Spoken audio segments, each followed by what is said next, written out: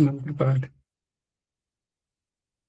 ॐ सहनाववतु सहनौ भुनक्तु सह वीर्यं करवावहै तेजस्विनावधीतमस्तु मा विद्विषावहै। ओम शांति शांति शांति। पारिभाषिक की 7वीं कक्षा।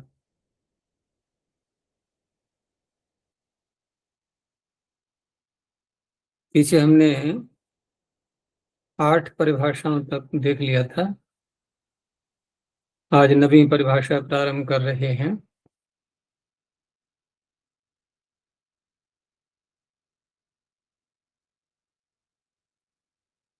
तो आगे जो परिभाषा आ रही है, कृत्रिमा कृत्रिमयोः कृत्रिमे कार्य संप्रत्ययः। आचार्य जी, व्यंजनावृत्ति क्या होती है? व्यंजना शब्द का अर्थ यदि समझ में आ रहा है तो पता लग जाएगा। व्यंजना का अर्थ क्या होता है? व्यक्त शब्द बोलते हैं हम लोग, व्यक्त। तो व्यक्त का क्या अर्थ होता है? स्पष्टता। कोई पदार्थ हमें सामने दिख रहा होता है, किसी विषय का स्पष्टीकरण होता है, तो वहां बोलते हैं व्यक्त।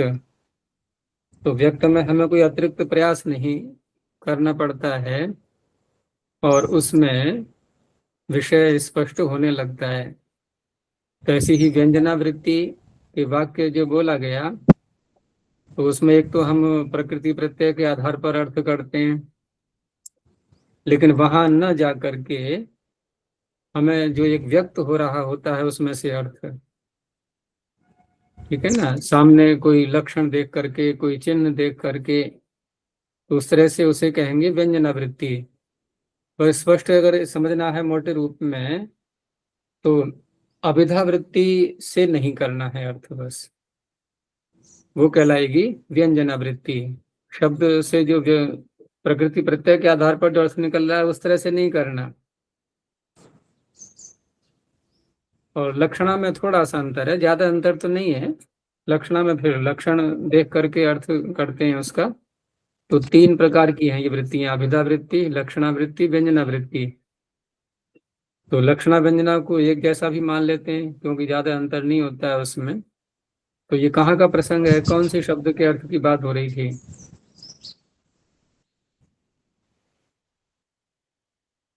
पृष्ठ संख्या 9 में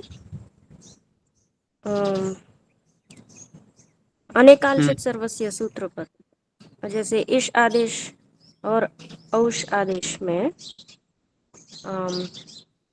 अनुबंध एकांत होते हैं। कौन सी ऐसे लक्षण परिभाषा? पृष्ठ संख्या 9 में 2 परिभाषाओं का विषय चल रहा है, नानुबंध कृतम अनेकालत्वम, और पीछे से एकांत अनुबंधा, ये भी आ रही है। जी जी, एकांत अनुबंध इसी का हाँ, जो दोष दिखा रहे हैं ना, अनुबंध कृतम अनेकांतम परिभाषा के लिए, इसकी उत्पत्ति के लिए जो दोष आया था, प्रथम दोष। हाँ, तत्र च प्रथमस्तावत् दोषः, जी जी, यही वाला हाँ हाँ, कि तत्र च प्रथमस्तावत् दोषः अनेकालश्रित सूत्रेण अनेकाल य आदेशः कृच्य स सर्वस्यापि स्थाने भवति। ठीक है ना? परिभाषा कौन सी है हमारी? एकांता अनुबंधा। अनुबंध एकांत यानी कि उसके अवयव होते हैं। तो यहाँ पर जब अष्टाभ्य औश या इदम इश आदेश करेंगे और ये जो शकार इसमें अनुबंध लगाया है वो उसी के अवयव माने जाएंगे, तो अनेकाल आदेश हो गए ये। इश और औश शकार को साथ में लेकर के अनेकाल आदेश हो गए। तो यहाँ पर तत्र तदत्र इदम इश इति इश आदेशः, अष्टाभ्य औश इति च औश आदेशः, टकार सहितत्वाद अनेकाल एव अस्ति, एवं विधेषु च अन्यत्रापि सर्वेषु संदर्भेषु। ये और भी बहुत से ऐसे आ सकते हैं। तो एकांता अनुबंधा इति अनुपदम एव उक्तम, ये जो आपने अभी अभी जो सिद्धांत स्थापित किया है, सिद्धांतम आस्थाय अनेकालत्वादेव सर्वादेशः सेत्स्यति, अनेकाल होने से ही ये पूरे के स्थान पर आदेश सिद्ध हो जाएंगे। एवं च अनेकाल सर्वस्य इति एतावदेव सूत्रम सुवचम, यही ज्यादा उचित रहेगा फिर सूत्र। इसमें से षित शब्द को हटा दिया जाए, अनर्थकम षित ग्रहणम। तो यहाँ तक तो कोई बात नहीं थी इसमें व्यंजना की और लक्षणा की। और किधर है? अंतिम वाक्य में है कि तदेव व्यर्थम अच्छा, सदपि षित ग्रहणम। हाँ, तो किमेतद आचार्य नाव बुद्धम, प्रश्न उठाया कि आचार्य को क्या इतनी बुद्धि नहीं आई थी, वो नहीं समझ पाए इस बात के लिए, और उन्होंने षित का ग्रहण कर दिया सूत्र में। तो कहा शांतम पापम, नहीं, ऐसा कभी नहीं सोचना है। कथम नाम आचार्य नाव बुद्धम, शायद ऐसा हो ही नहीं सकता कि आचार्य उसको न जान पाए, कैसे नहीं जान पाएंगे वो। परम उपरयुक्तया प्रक्रिया तो षित ग्रहणम स्पष्टम एवं व्यर्थम प्रतिभाति। फिर प्रश्नकर्ता कह रहा है कि जो प्रक्रिया आपने अभी बताई है उससे तो स्पष्ट ही पता लग रहा है कि शीत ग्रहण व्यर्थ ही है। तद एवं व्यर्थम सदपि, तो इस प्रकार से ये व्यर्थ होता हुआ भी शीत ग्रहणम कुर्वन् आचार्यो व्यंजनया वृत्त्या। तो अप्रत्यक्ष अर्थ ले लो ना, अगर स्पष्ट नहीं हो रहा है तो व्यंजना वृत्ति यानी कि अप्रत्यक्ष अर्थ से एक और निकल रहा है, एक और सिद्धांत स्थापित करना चाह रहे हैं आचार्य शीत ग्रहण करके। हमें स्पष्ट प्रत्यक्ष तो ऐसा लग रहा है कि शीत ग्रहण व्यर्थ है, लेकिन आचार्य शीत ग्रहण करके एक इनडायरेक्टली अप्रत्यक्ष रूप से एक अन्य सिद्धांत को भी बताना चाहते हैं, और वो सिद्धांत फिर अगली परिभाषा में आ रहा है। ठीक है ना जी। ये अनुबंध, ये बात भी अपनी जगह स्थिर है। और आगे जो परिभाषा आ रही है कि नानुबंध कृतम अनेकालत्वम, तो ये भी अपना कार्य करेगी।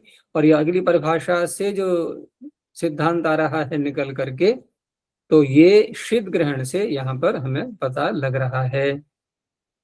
ठीक है ना। तो ये जो दोष दिखाए हैं इन्होंने, इसका यहाँ समाधान किया, फिर आगे जो और दोष आएगा उसका फिर अगली परिभाषा से करेंगे। नानुबंध कृतम अनिजन तत्व।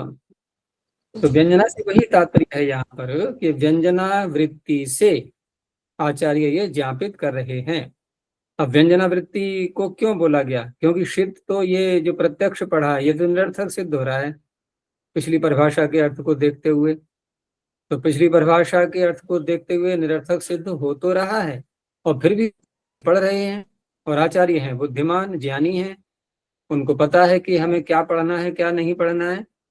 तो ये पढ़ करके, अब इस शब्द के अर्थ पर नहीं जाना हमें, इसको पढ़ करके एक अन्य अर्थ निकालना चाह रहे हैं, वो अन्य बात कहना चाह रहे हैं। तो अन्य बात जो कहना चाह रहे हैं वो एक अभिधा वृत्ति से तो आ नहीं रही है, तो वो व्यंजना वृत्ति से आएगी, ये तात्पर्य है।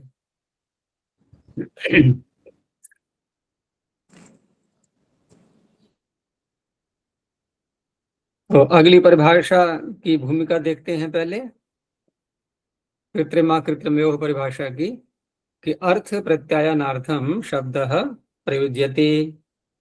शब्द का प्रयोग हम क्यों करते हैं? कि अर्थ का प्रत्यायन हो जाए, अर्थ का बोध हो जाए। प्रत्यायन अर्थात ज्ञान, बोध कराने के लिए शब्द का प्रयोग किया जाता है। बहुत सामान्य सी बात है ये। तो सो अर्थो अपि कृत्रिमा कृत्रिम भेदेन द्विविधा, वह अर्थ होता है दो प्रकार का। कौन कौन से दो प्रकार हैं? एक कृत्रिम अर्थ होता है और दूसरा अकृत्रिम अर्थ होता है। कृत्रिम का अर्थ हम जैसे लोक में लेते हैं तो बनावटी, तो बनावटी ठीक है, बनाया गया है तो बनावटी ही हो गया वो। बनावटी का तात्पर्य बनाया हुआ, और बनाया हुआ का अर्थ हम किस तरह से लेंगे कि हाँ कुछ लोगों ने मान लिया, ऐसे ही बना लिया बस, अर्थात सर्वत्र मान्य नहीं है, वो बनावटी हो जाता है थोड़ा। और अकृत्रिम यह है कि स्वाभाविक रूप से वही अर्थ निकल रहा है उसका, और सर्वत्र स्वीकार्य भी है वो। ठीक है ना। तो सो अर्थो अपि कृत्रिमा कृत्रिम भेदे न द्विविधा। अब कृत्रिम अकृत्रिम का क्षेत्र कितना होता है उसकी व्याख्या करते हुए कहते हैं कि अल्प जन समुदाय प्रसिद्धो अर्थो कृत्रिमः।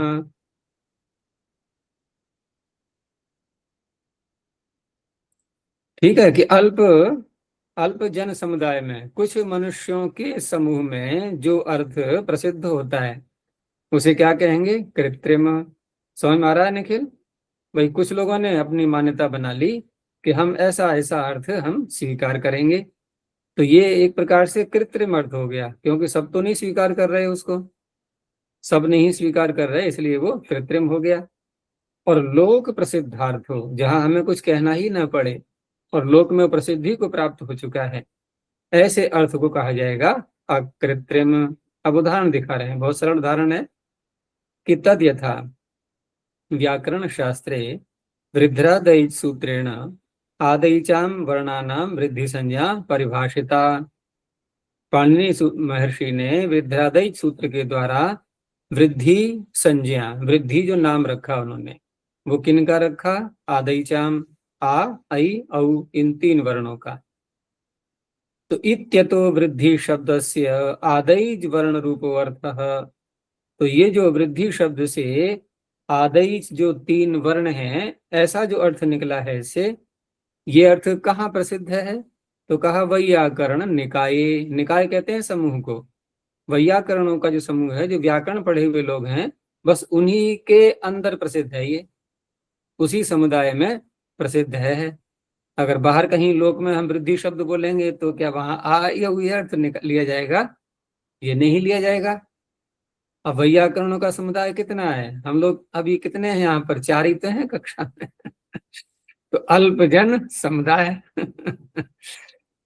तो अल्पजन समुदाय में प्रसिद्ध है ये, न तो सर्वत्र लोके, सभी लोक में ये प्रसिद्ध नहीं है। इति कृत्वा कृत्रिम उच्यते।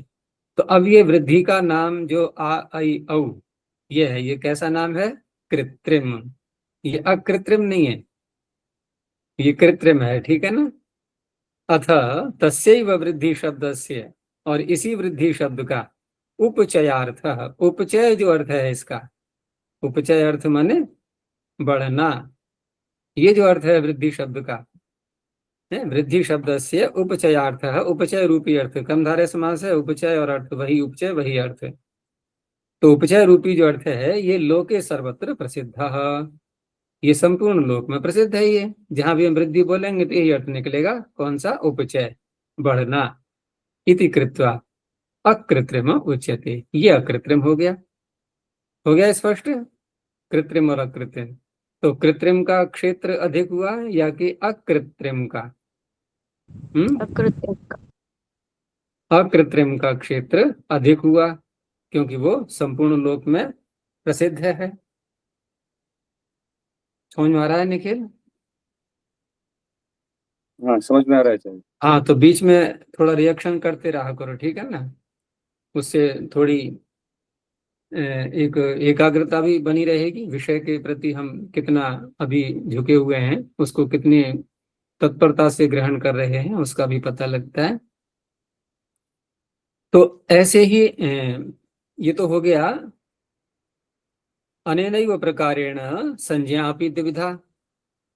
तो इसी प्रकार से ये तो वृद्धि शब्द को लेकर के इन्होंने कहा कि अनेनैव प्रकारेण संज्ञा अपि द्विविधा कृत्रिमा कृत्रिम भेदेन। कृत्रिम और अकृत्रिम भेद से पाणिनि ने संज्ञाएं भी 2 प्रकार की हुई हैं, ठीक है ना? क्योंकि परिभाषा जो आगे आ रही है ये तो इस शास्त्र के लिए है ना, व्याकरण शास्त्र के लिए। तो व्याकरण शास्त्र में भी 2 प्रकार के शब्दों का इन्होंने प्रयोग किया है पाणिनि ने। कहीं कहीं हम उस शब्द का अर्थ संज्ञा के रूप में लेते हैं, कहीं कहीं उस शब्द का अर्थ अकृत्रिम रूप से जो निकल रहा होता है प्रकृति प्रत्यय से, वो अर्थ लेते हैं। और दोनों से ही कार्य करना है शास्त्र के अंदर। जैसे आगे कहा कि तद यथा आदैज वर्ण रूपस्य वृद्धि संज्ञा, आदि से इन वर्णों की जो वृद्धि संज्ञा है व्याकरण शास्त्रे एवं प्रसिद्धा न तो सर्वत्र लोके, संपूर्ण लोक में प्रसिद्ध नहीं है ये, केवल व्याकरण शास्त्र में प्रसिद्ध है। इति कृत्रिमा उच्यते। तो वृद्धि संज्ञा को कहा जाएगा कृत्रिमा। उपचयार्थस्य वृद्धि संज्ञा सर्वत्र लोके प्रसिद्धा इति अकृत्रिमा उच्यते। और उपचय अर्थ वाली जो वृद्धि संज्ञा है वो सर्वत्र लोक में प्रसिद्ध है, तो ये हो गई अकृत्रिमा। एवं सति, इस प्रकार से ऐसा होने पर, एवं सति व्याकरण शास्त्रे यासाम वृद्ध्यादि संज्ञानाम, जिन वृद्धि आदि संज्ञाओं का कृत्रिम अकृत्रिम अर्थौ, ये दोनों अर्थ, ठीक है ना, कृत्रिमा कृत्रिमार्थौ स्तः, दोनों अर्थ जहां पर हैं, तत्र संदेहो भवति, अब वहां संदेह उत्पन्न हो रहा है कि किम कृत्रिमार्थो ग्राह्य उत अकृत्रिम इति, कृत्रिम का ग्रहण करें हम अथवा अकृत्रिम का, क्योंकि ये भी तो एक बात कही जाती है कि नहीं लोकात् भिद्यते व्याकरणम, व्याकरण लोक से भिन्न नहीं है। तो वृद्धि शब्द आया कहीं सूत्र में, ठीक है ना, और हमारे अंदर वो धारणा बनी हुई है कि लोक से व्याकरण भिन्न नहीं है, तो हम गए लोक में वृद्धि शब्द को लेकर के, पूछा सबसे, भाई जरा इसका अर्थ बता दो, हमें सूत्र में अर्थ घटाना है। तो सबने क्या बता दिया, उपचय रूपी अर्थ। अब यहां हम सूत्र में लगाने लगे, तो इसके लिए परिभाषा है ये। तो तदर्थम भवति एषा लौकिक न्याय सिद्धा परिभाषा, और ये भी कोई परिभाषा अध्यापक से नहीं निकालनी है, ये लौकिक न्याय से ही सिद्ध करेंगे इसको। लोक में भी ऐसा होता है, तो फिर वो बात भी लग गई ना कि नहीं लोकात् भिद्यते व्याकरणम। जब लोक में कृत्रिम और अकृत्रिम दोनों प्रकार से व्यवहार हो रहे हैं, तो वही व्यवहार हमें शास्त्र में भी करना है, तो उसी व्यवहार को ये परिभाषा बता रही है। तो परिभाषा आ गई, कृत्रिमा कृत्रिमयोः कृत्रिमे कार्य संप्रत्ययः। तो इस तरह से कृत्रिम और अकृत्रिम दोनों की प्राप्ति की जहां स्थिति आ जाए, वहां किस में कार्य करना है, तो कहा कृत्रिमे कार्य संप्रत्यय, वहां कृत्रिम में करना है। तो इह व्याकरणे यत्र क्वचित कृत्रिमे अकृत्रिमे च उभयोरपि अर्थयोः कार्यम संभाव्यते, दोनों में कार्य की यदि संभावना हमें दिखाई दे रही है, तत्र कृत्रिमे एव अर्थे कार्येण भवितव्यम, तो वहां कृत्रिम अर्थ में ही कार्य होना चाहिए, न तो अकृत्रिमे, अकृत्रिम में नहीं होगा। एवं च कृत्वा वृद्धि शब्देन आदैज वर्णा धातु शब्देन भूवादयः, वृद्धि शब्द से हम किन वर्णों को लेते हैं, आदैज वर्णों को, धातु शब्द से क्या लेते हैं, भूवादयः। अब धातु शब्द से क्या बोलेंगे हम, शरीर की धातुएं, या वो मेटल ले लो कि सोना चांदी पीतल लोहा, ये लेंगे क्या यहाँ पर। तो धातु शब्देन भूवादयः कृत्रिमा अर्था गृह्यन्ते, ये कृत्रिम अर्थ यहाँ पर गृहीत हो रहे हैं। न तो उपचय सुवर्णादयः, उपचय अर्थ नहीं लेंगे वृद्धि का, बढ़ना, और धातु का अर्थ सुवर्ण आदि नहीं लेंगे, ठीक है ना। न तो उपचय सुवर्णादयः अकृत्रिमा अर्थाः, ये नहीं लिए जाएंगे। एवं सर्वत्र ज्ञेयम्, तो ये इस परिभाषा ने बता दिया कि जब दोनों की उपलब्धि हो रही हो, कोई ऐसा शब्द आ जाए जो लोक में किसी अन्य अर्थ में प्रसिद्ध है और व्याकरण में किसी अन्य अर्थ में पाणिनि संज्ञा के रूप में रखा है उसको, तो वहां हमें कृत्रिम का ग्रहण करना है, अकृत्रिम का नहीं करना है। एवं सर्वत्र ज्ञेयम्, अब क्योंकि लौकिक न्याय सिद्ध परिभाषा है ये, तो अब लोक का न्याय दिखाते हैं कि लोक में भी ऐसा होता है। तथा च लोके अपि यदि यस्य कस्यचित् बालकस्य नामकरण संस्कारावसरे गोपालक इति नाम निज रूपेण निज नाम रूपेण संकेतितो भवति, लोक में कोई बच्चा उत्पन्न हुआ और नामकरण संस्कार करते समय उसका नाम रख दिया गया गोपालक, ठीक है ना। अब ये उसका निज नाम हो गया, तो निज नाम रूपेण संकेतितो भवति, वो संकेतित हो गया उससे, गोपालक शब्द से। तदा गोपालक शब्दस्य तद बालक रूपो अर्थः कृत्रिमः इत्युच्यते। अब गोपालक शब्द का जो यहाँ प्रयोग हो रहा है, इस शब्द से उस बालक रूप जो अर्थ निकल रहा है उसका, ये अर्थ कैसा कहलाएगा, कृत्रिम, ये कृत्रिम अर्थ हो गया अब ये। और कितने समुदाय में प्रसिद्ध है ये, भाई जितने परिवार वाले जान रहे हैं उतने में ही तो है ये, है? जितने भी हम नाम रखते हैं मनुष्यों के, सभी के नाम देख लो कि जिनको पता है वो तो समझ जाएंगे हाँ भाई किसकी बात हो रही है। अब जिनको पता ही नहीं है उनको क्या है, वो तो फिर यौगिक अर्थ ही निकालेंगे उसका। तो इसलिए अल्प समुदाय प्रसिद्ध सुअर्थ, ये गोपालक का जो बच्चे का नाम रखा गया ये अल्प समुदाय में प्रसिद्ध है। परंतु क्या कि तस्यैव गोपालक शब्द से गोपालन संलग्न मनुष्य रूपो अर्थ सर्वत्र लोके प्रसिद्ध है।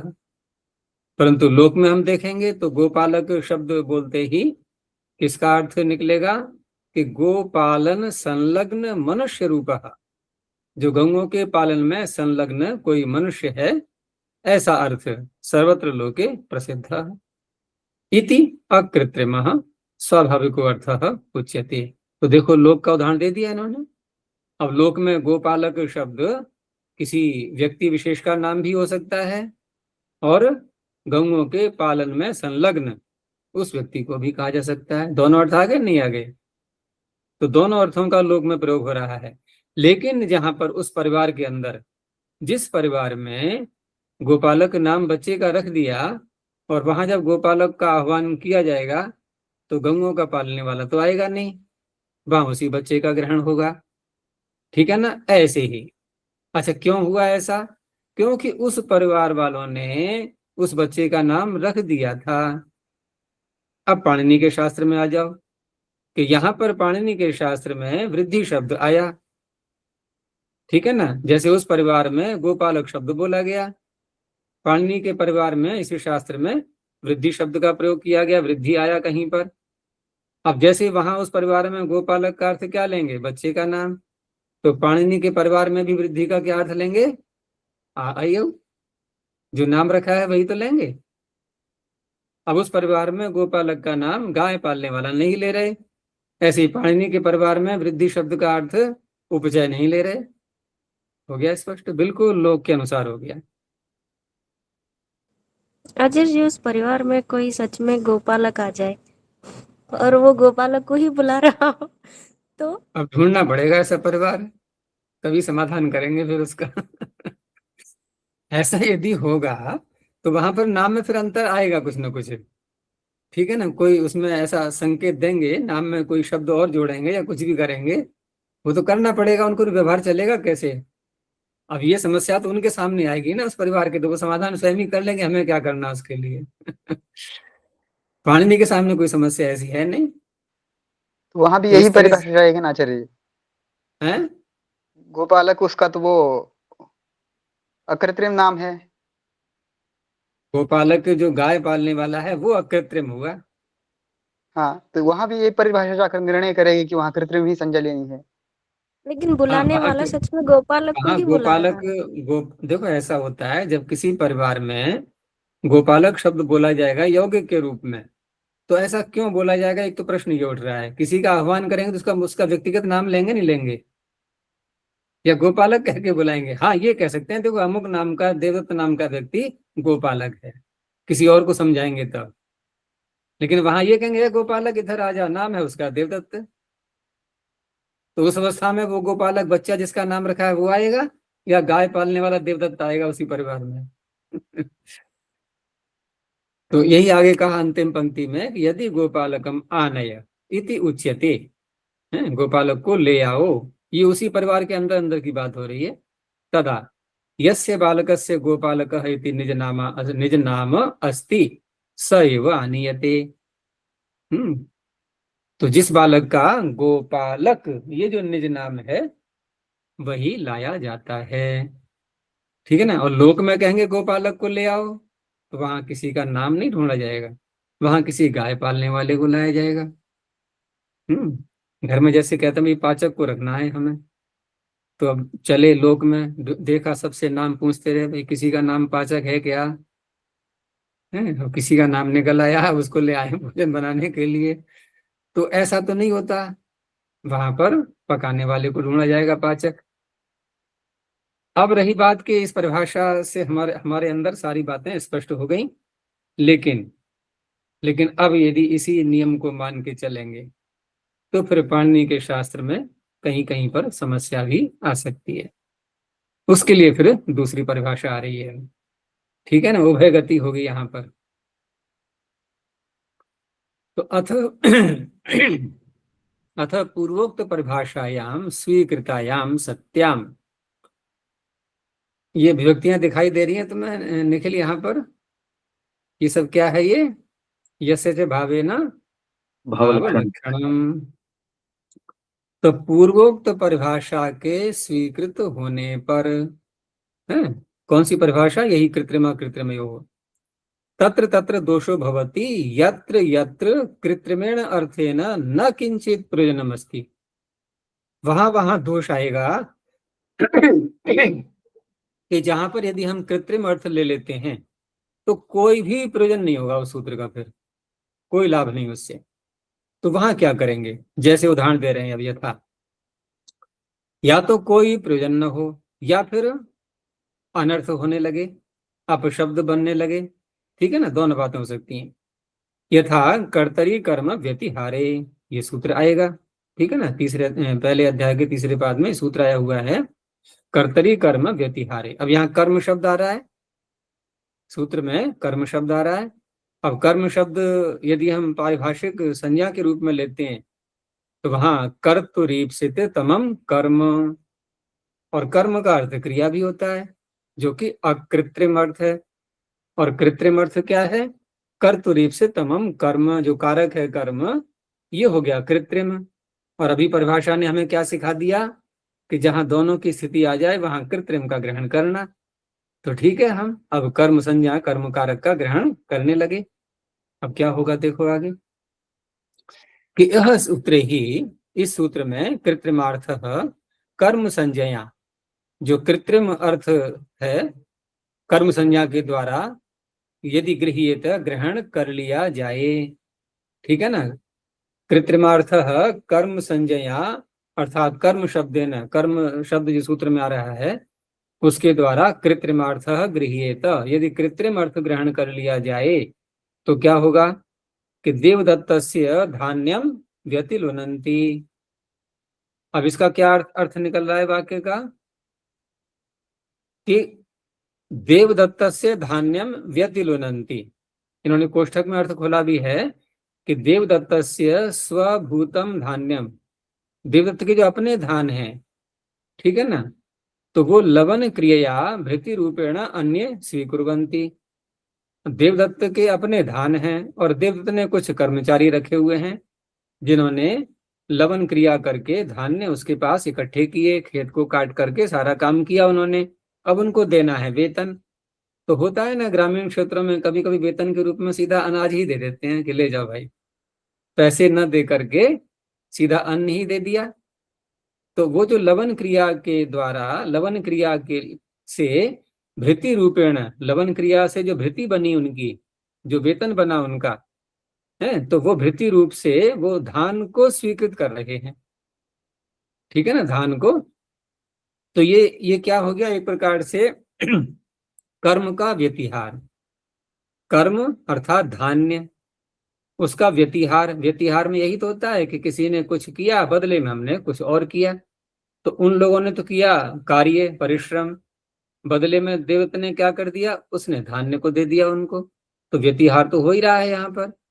लेकिन व्यतिहार ये कर्म अर्थात जो कृत्रिम संज्ञा है, कर्तृत्वम कर्म, उसका हो रहा है। धान्य कर्म है यहाँ इस क्रिया का, व्यतिलुनंती का। तो इस अवस्था में कर्तरी कर्म व्यतिहारे हम सूत्र को यहाँ लगाने लगे। ठीक है ना, यहाँ लगाने लगे तो क्या होगा, ये तो आत्मनिपद करता है ना, कर्तरी कर्म व्यतिहारे। तो वाक्य क्या बनने लगेगा कि देवदत्तस्य धान्यम व्यतिलुनन्ते, व्यतिलुनते, व्यतिलुनन्ते नहीं व्यतिलुनते। अब ये अशुद्ध वाक्य बनने लगेगा कि नहीं, और ये बनाना नहीं है हमें। तो इसलिए यहां पर हम कृत्रिम संज्ञा नहीं ले सकते। फिर देखो वाक्य कि देवदत्त धान्यम व्यतिलुनन्ति देवदत्तस्य स्वभूतम धान्यम लवन क्रियया भृति रूपेण अन्ये स्वीकुर्वन्ति इत्यत्र कर्तुरीप्सित तमस्य धान्य रूप कर्मणः। जो धान्य रूप कर्म है यहाँ पर, ये कर्ता के लिए ईप्सितम है यहाँ। और व्यतिहारार्थकस्य विद्यमानत्वात्, और व्यतिहारार्थक विद्यमान है ये, व्यतिहारार्थक ही है ये, क्योंकि अदला बदली हो रही है। उन्होंने कर्म किया, इन्होंने धान्य दिया। तो व्यतिहारार्थकस्य विद्यमानत्वात् आत्मनेपदेन भवितव्यम, आत्मनिपद होना चाहिए लू धातु से। तच्च न इष्यते, वो इष्ट नहीं है। परस्मै पदम एव तु इष्यते, तस्मात् एवं विधेषु प्रसंगेषु दोषान अपाकर्तुम। तो ऐसे प्रसंगों में दोषों को हटाने के लिए भवति एषा ज्ञापक सिद्धा परिभाषा, ये दूसरी ज्ञापक सिद्ध परिभाषा आ रही है। पूर्व परिभाषा थी लौकिक न्याय सिद्ध, अगली परिभाषा आ रही है ये ज्ञापक सिद्ध है। अर्थात ये परिभाषा भी है, ये पाणिनि के किसी शब्द से हमें ज्ञापन के द्वारा पता लगेगा। तो परिभाषा आ गई उभय गति रेह भवति, दोनों प्रकार की गति होती है यहाँ पर, दोनों प्रकार से बोध होता है। तो यह व्याकरण शास्त्रे उभय गति ही अर्थात क्वचित कृत्रिमार्थे क्वचित अकृत्रिमार्थे कार्यबोधो भवति। तो कहीं हम कृत्रिम अर्थ में कार्य करेंगे और कहीं पर अकृत्रिम अर्थ में, दोनों में ही कार्य का बोध होता है। ठीक है ना। अब दोनों में होता है तो निर्णय कैसे करें? तो निर्णय तो बड़ी सरलता से हो जाएगा, जहां हमारी पूरी संगति लग रही है जिस अर्थ की, वैसा बोध करेंगे। अनिष्ट रूप बनने लगेगा वो तो फिर संगति लगी ही नहीं। तो इस तरह से कार्यबोधो भवति। कथम ज्ञायते अस्ति एषा इति, क्योंकि ज्ञापक सिद्ध परिभाषा है तो ये पता कैसे लगा कि ये परिभाषा है? अब सीधा ज्ञापक पर ही आ गए कि संख्याया अतिशदंताया कन, ये सूत्र है 5वें अध्याय का। और क्या कहा इसने कि संख्यावाची शब्दों से, संख्यावाची प्रातिपदिक से कन प्रत्यय होता है। ठीक है ना। तो हमने संख्या ले ली पंचन, ठीक है ना, पंचन ले लिया हमने। बताओ अच्छा किस सूत्र से संख्या संज्ञा है इसकी? है तो षणांता षट से है, ठीक है मान लिया। चलो इसको नहीं, और शब्द को लेते हैं, अभी आगे देखते हैं पहले। तो संख्या अतिशदंताया कन इत्यत्र, यहाँ जो निषेध किया है, हाँ ये ज्ञापक बनेगा। इसमें निषेध किया गया कि जिनके अंत में ती है और जिनके अंत में शत है, ऐसी संख्या नहीं लेनी है। तो ती अंत वाले और शत अंत वाले शब्दों की संख्या संज्ञा कौन सूत्र कर रहा है?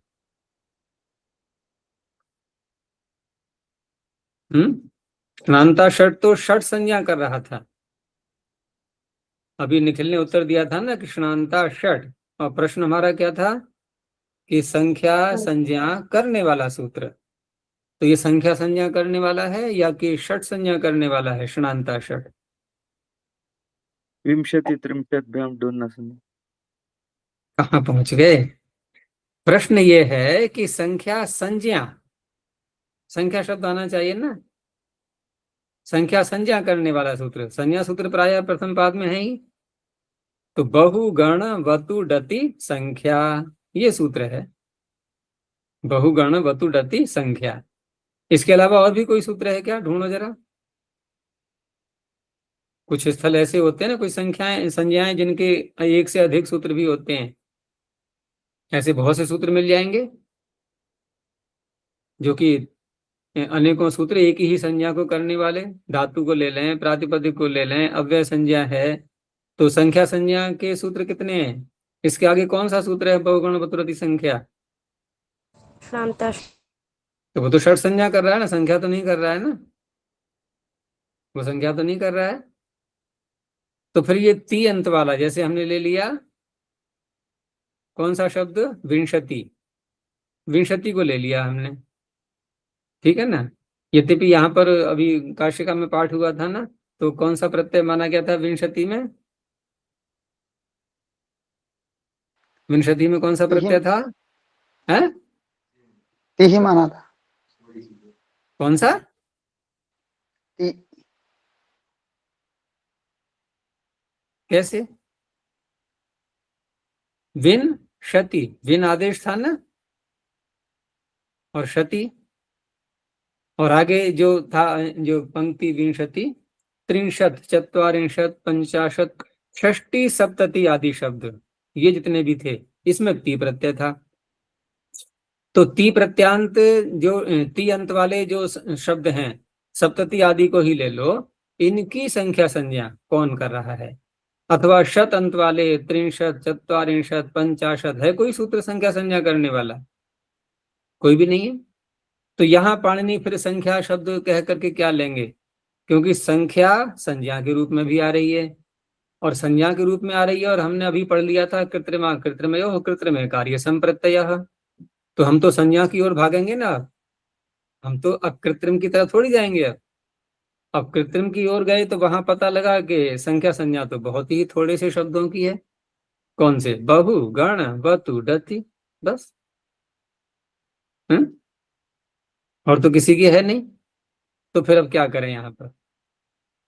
अब कृत्रिम से कार्य नहीं बन रहा है ना, तो उभय गति रिह भवति। लेकिन ये नियम निकला कहाँ से? ये नियम यहीं से निकाल रहे हैं कि जब ती और शत अंत वाले शब्दों की संख्या संज्ञा पाणिनि ने की ही नहीं है, तो फिर कन प्रत्यय प्राप्त ही क्यों होगा उनसे? और कन प्रत्यय यदि प्राप्त नहीं है तो क्यों निषेध करेंगे? यहाँ पर तीस के त्यंत से और शतंत से कन प्रत्यय नहीं होता। तो ये निषेध करना निरर्थक हो गया या नहीं? अगर हम कृत्रिम संज्ञा लेते हैं संख्या, तो निषेध करना निरर्थक हो गया, और निरर्थक होकर के ही ज्ञापन निकलता है। एक बार बोल सकते हो निखिल इसी विषय को जो मैंने बोला अभी, कि ये क्या व्यर्थ कैसे है, अतिशदंताया ग्रहण व्यर्थ कैसे है? कितना समझ में आया बोलो, मैं और थोड़ा स्पष्ट करूं। देखो सूत्र का अर्थ पकड़ लो पहले, कि संख्यावाची शब्दों से कन प्रत्यय होता है। जिनका नाम संख्या है उनसे कन प्रत्यय होता है, लेकिन जिनके अंत में ती आ रहा है और शत आ रहा है, जैसे अशीति, नवति, सप्तति आदि शब्द हैं, ये ती अंत में आ रहा है। और त्रिंशत, चत्वारिंशत, पंचाशत, इनके अंत में शत आ रहा है।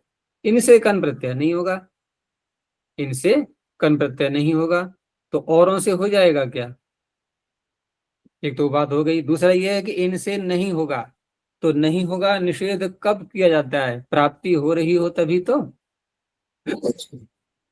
अर्थात संख्या कहने से इनसे भी कन की प्राप्ति हो रही है, त्रिंशत आदि शब्दों से, उसका कर दिया निषेध। तो अब प्रश्न यह है कि ये संख्या कैसे हैं? त्रिंशत और चत्वारिंशत या सप्तति आदि, ये संख्या कैसे हैं? इनका नाम संख्या रखने वाला कौन सूत्र है? तो कोई दिखाई दे रहा है? कोई भी नहीं है। बहुगुण वतुर संख्या। देखो आगे देखो और स्पष्ट हो जाएगा कि कथम ज्ञायते अस्ति ऐसा। यहां से कहा कि आपने ये कैसे कहा कि उभय गति भवती, ये कहां से ज्ञापन निकला? उत्तर दिया संख्याया अतिशदंताया कन इत्यत्र अतिशदंताया इति निषेधेन। इस निषेध से पता लग रहा है हमें। कथम कृत्वा ज्ञापकम, तो ये ज्ञापक कैसे बना? तो अब आगे समझाते हैं कैसे ज्ञापक बना। तो पहले व्यर्थ करना दिखाएंगे, व्यर्थ करेंगे उसके लिए कि तथा ही बहुगण वतुडति संख्या, ठीक है ना, यही सूत्र आ गया। इति सूत्रेण कृत्रिमार्था बहु शब्द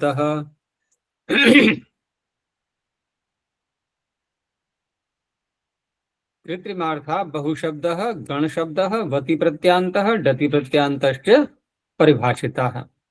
कितने शब्द लिए हैं उसमें सूत्र में? एक तो बहु शब्द ले लिया है और गण शब्द ले लिया है। दो शब्द हैं प्रत्यय, वहां प्रत्यांत अर्थ करेंगे कि वति प्रत्यांत और डति प्रत्यांत, बस इतने की संख्या संज्ञा है। तो फिर चत्वारिंशत आदि जो शब्द हैं इनकी संख्या संज्ञा हुई नहीं, ठीक है ना। न च तत्र त्यंतः, त्यंतो वा शदंतो वा अस्ति। त्यंत और शदंत, ती अंत में है जिनके वो त्यंत, और शत अंत में है जिनके वो शदंत। तो ये दो शब्द वहां बहुगण वतुर संख्या में पढ़े हुए नहीं है। तो यदि संख्या शब्दस्य कृत्रिमार्थ एव गृह्येत, यदि संख्याया अतिशदंताया कन सूत्र में आए हुए संख्या शब्द का कृत्रिम अर्थ ही लिया जाए, तर्हि अतिशदंताया इति प्रतिषेधो निरर्थको भवति। तो अतिशदंताया यह प्रतिषेध निरर्थक हो रहा है, ठीक है ना। क्यों? क्योंकि त्यंत और शदंत की संख्या संज्ञा हो ही नहीं रही है कहीं किसी सूत्र से। अतः प्रतिषेध एवं ज्ञापयति, निरर्थक हो गया, अब ज्ञापन निकलेगा कि भवति अत्र व्याकरणे उभयोरपि कृत्रिमा कृत्रिमार्थयोर ग्रहणम इति, अर्थात इस व्याकरण शास्त्र में कृत्रिम और अकृत्रिम अर्थ दोनों प्रकार के अर्थों का ग्रहण होता है। तो यहाँ कृत्रिम अर्थ से तो बात बनी नहीं, अब दूसरा होगा अकृत्रिम अर्थ। अब अकृत्रिम अर्थ क्या करेंगे यहाँ संख्या का, फिर अब यौगिक अर्थ निकालेंगे कि संख्यायते अनया इति संख्या, जिसके द्वारा वस्तुओं का बोध होता है, उनकी इयत्ता का परिमाण का बोध हो जाता है, तो उसे कहते हैं संख्या। ये यौगिक अर्थ हो गया। अब चत्वारिंशत आदि जो शब्द हैं, विंशति, ये त्रिंशति, ये सारे जो संख्यावाची शब्द हैं, ये शब्द कैसे हैं कि इनसे हमें वस्तुओं के परिमाण का, उनकी गिनती का बोध हो रहा है। तो इस तरह से अकृत्रिम रूप से ये संख्यावाची शब्द हैं ये। अब यहाँ दोनों का हो गया, ऐसा नहीं है कि बहुगण वतु डति इनको नहीं लेंगे, फिर हम इनको भी लेंगे, इनको भी ले लेंगे, क्योंकि उभय गति है ना। उभय गति का एक तो ये अर्थ हो जाता है कि दोनों गतियां होती हैं, आप चाहे इसको अपना लो या इसको अपना लो। तो हम क्या करेंगे, एक बार में एक ही तो अपनाएंगे, एक बार में एक अपनाएंगे। तो यहाँ कौन सा अपनाएं फिर, कृत्रिम या अकृत्रिम? तो कहा कि अकृत्रिम अपना लो, ठीक है, हमने संख्याएं सारी ले ली, लेकिन फिर ये कृत्रिम छूट जाएंगी, बहुगण वतुरति, ये भी लेनी है, ये भी लेनी है। हाँ, ये हो सकता है कि कहीं ऐसी स्थिति आ जाए कि जहां पर अकृत्रिम से ही कार्य चलेगा, ठीक है ना, दोनों प्रकार से। दोनों की आवश्यकता है, दोनों ले लेंगे, एक की आवश्यकता है तो एक लेंगे।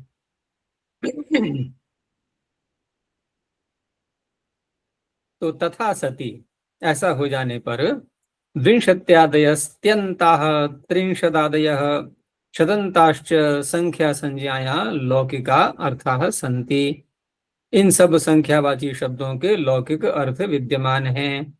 उसी प्रकार से संख्यायते अनया इति संख्या इति कृत्वा तेभ्यः कन प्रत्ययो मा भूत्, इसलिए उनसे भी कन प्रत्यय न हो जाए, इति प्रतिषेधः उच्यमानः सार्थको भवति, इस तरह से ये सार्थक हो गया। तो ये तो दिखाया इन्होंने अभी ज्ञापन केवल, ठीक है ना, ये दिखाया ज्ञापन।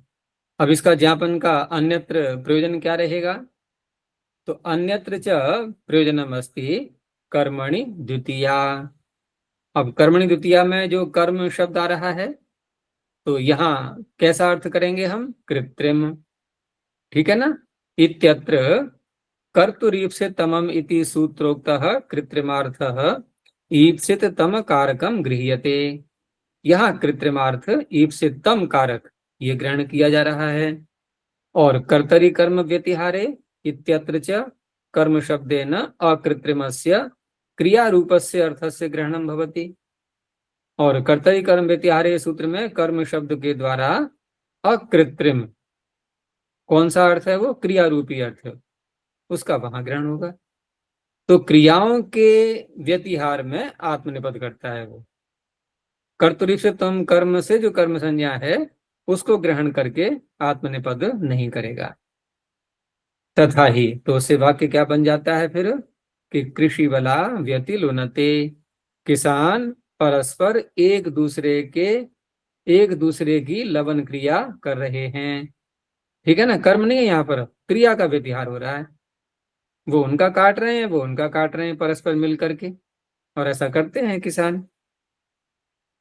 इति क्रियाया व्यतिहारत्वात् आत्मनेपदम जातम, क्रिया के व्यतिहार होने से यहाँ पर आत्मनेपद हो गया।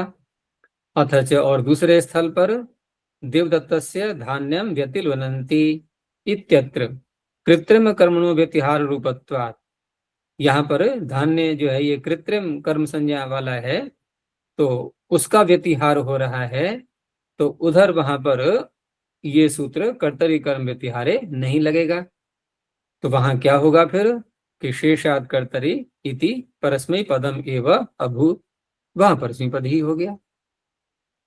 कर्तरि कर्म प्रत्याहारे इति आत्मनेपदम न अभूत, इससे आत्मनेपद नहीं हुआ। अन्यत्रापि, और दिखा दिया, एक तो ये हो गया, और दिखाया प्रयोजन कि कर्तरि करणयोः तृतीया।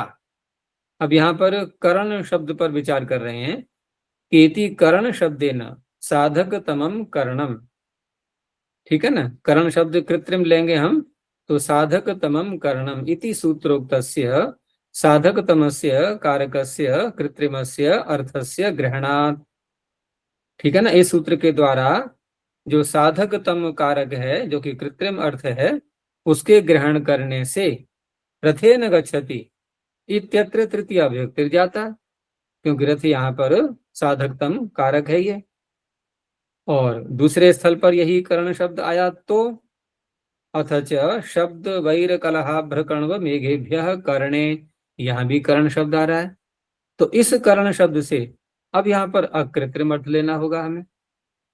इत्यत्र करण शब्देन अकृत्रिमस्य क्रियारूपस्य अर्थस्य ग्रहणात्, अकृत्रिम, अब अकृत्रिम अर्थ क्या होगा करण का?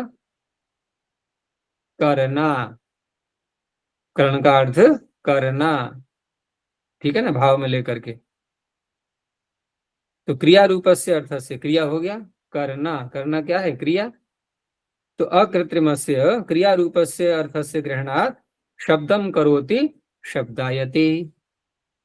अब यहाँ पर करोति इस अर्थ से ऐसे विग्रह किया हमने, क्योंकि सूत्र है ना शब्द वैर कलह, तो शब्दम करोति।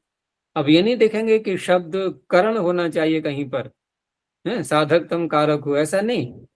शब्दम करोति शब्दायते इत्यादो करोत्यर्थे क्यंग प्रत्ययः, क्यंग प्रत्यय हो गया करोति के अर्थ में, क्यंग प्रत्ययः सिद्धो भवति इत्येवम् आदि अनेकम प्रयोजनम अस्ति, अनेक प्रयोजन होते हैं। तो ये विषय यहाँ तक तो पूरा हो गया ये, अर्थात व्याकरण शास्त्र में कृत्रिम और अकृत्रिम दोनों में व्यवहार होता है। और ये कृत्रिम अकृत्रिम शब्द को हम कहाँ घटाएंगे? संज्ञा में। संज्ञा ही होती है कृत्रिम, ठीक है ना, संज्ञा जहां भी है वो कृत्रिम कहलाती है। और हर शास्त्र के अलग अलग रूप होते हैं उसके। यहाँ व्याकरण शास्त्र चल रहा है हमारा, हम कहीं अन्य शास्त्र में जाएंगे, दर्शन में पहुंच गए तो वहां भी तो ऐसा ही है, वहां भी ऐसा ही है। जैसे गुण शब्द है, अब कणाद के वैशेषिक दर्शन में वहां गुण शब्द का अर्थ क्या लेंगे हम?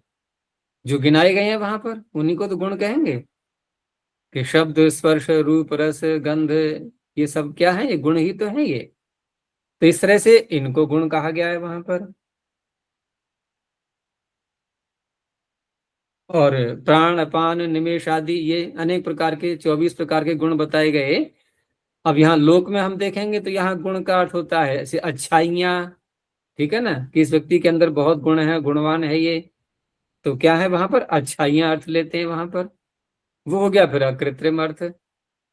तो सभी शास्त्र में ये बात घटेगी, भले ही व्याकरण में यहाँ पर हम इसकी सिद्धि कर रहे हैं, अन्य शास्त्र में सिद्धि नहीं करेंगे ना, लेकिन यही नियम चलते हैं वहां पे। तो इस तरह से एक शास्त्र दूसरे शास्त्रों के भी उपकारक बन जाते हैं ये।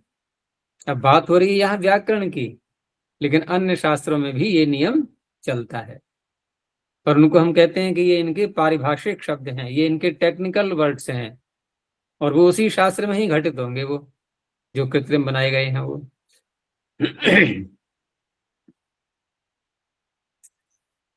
अगली परिभाषा जो आ रही है अब उसकी भूमिका बनाते हैं। तो परिभाषा क्या है अगली?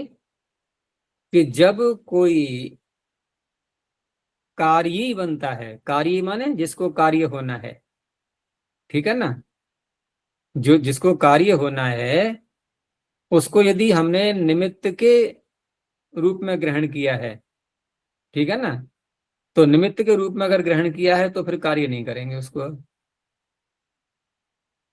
समझ में आ गया नहीं?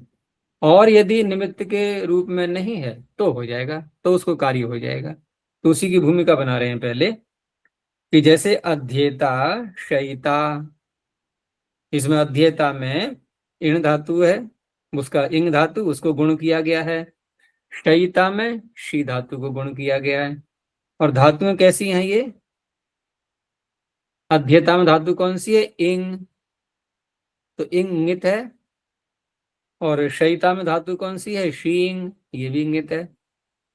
अब इसी पर चर्चा करेंगे अभी कि अध्येता शयिता इत्येवम् आदिषु प्रयोगेषु त्रिस् प्रत्ययस्य अंगित्वे अपि। आगे हम ले आए इसमें त्रिस् प्रत्यय। अब त्रिस् प्रत्यय तो इंगित है नहीं, वो तो अंगित है। अंगित्वे अपि इंग शींग इत्येतयोर धातुओर इंगित्वात्। इंग और शींग ये धातुएं दोनों इंगित हैं, तो इनके इंगित होने से गुण निषेधे न भवितव्यम। किंगिति च से गुण का निषेध होना चाहिए, होना चाहिए कि नहीं? तो क्या कहता है किंगिति च सूत्र? क्यों, पहले अपनी बुद्धि लगाओ ना, क्या कहता है सूत्र ये?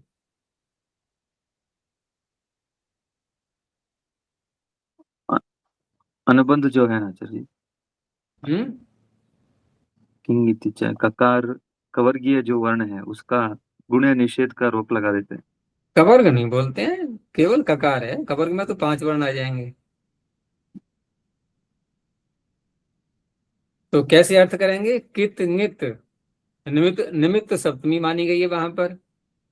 वहां सप्तमी किस क्या मानी गई? निमित्त। ठीक है ना? कित नित को निमित्त मानकर इक के स्थान पर जो गुण वृद्धि प्राप्त होते हैं वो नहीं होते। तो शी धातु है और आगे त्रिच है, इडागम कर लिया हमने। ठीक है ना? अब शी को गुण हम करना चाह रहे हैं, शी को गुण करना चाह रहे हैं, और शी को गुण करना चाह रहे हैं, तो शींग धातु तो नित है, शींग धातु नित है। और इक के स्थान में ही कर रहे हैं गुण, ऐसा भी नहीं किसी और के स्थान में कर रहे हो।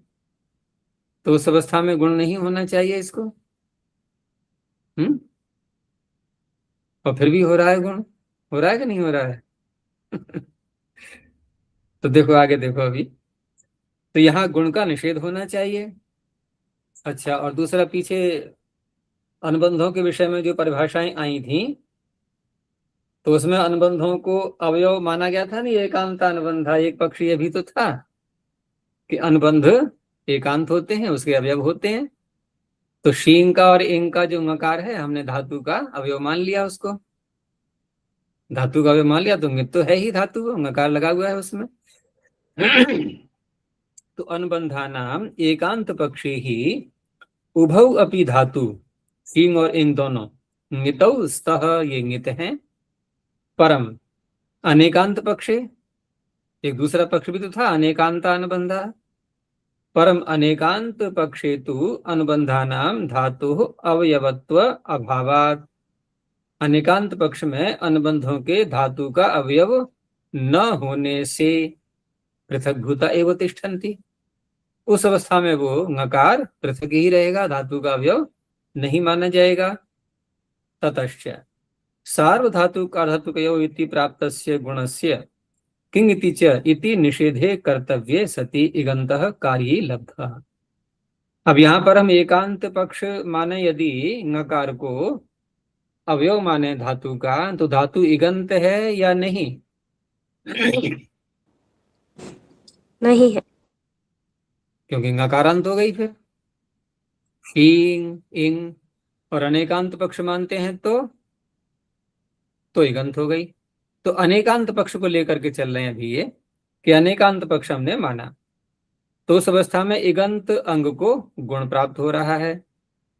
लेकिन नकार अनेकांत होने पर भी उसका अवयव तो नहीं मान रहे हम, लेकिन मित तो रहेगा ये कि नकार अनुबंध है जिसका, वो उसका अवयव है या नहीं है उसकी बात नहीं हो रही है, अनुबंध तो है उसके साथ में जुड़ा हुआ है, तो इसलिए इंगित तो हो गया ये।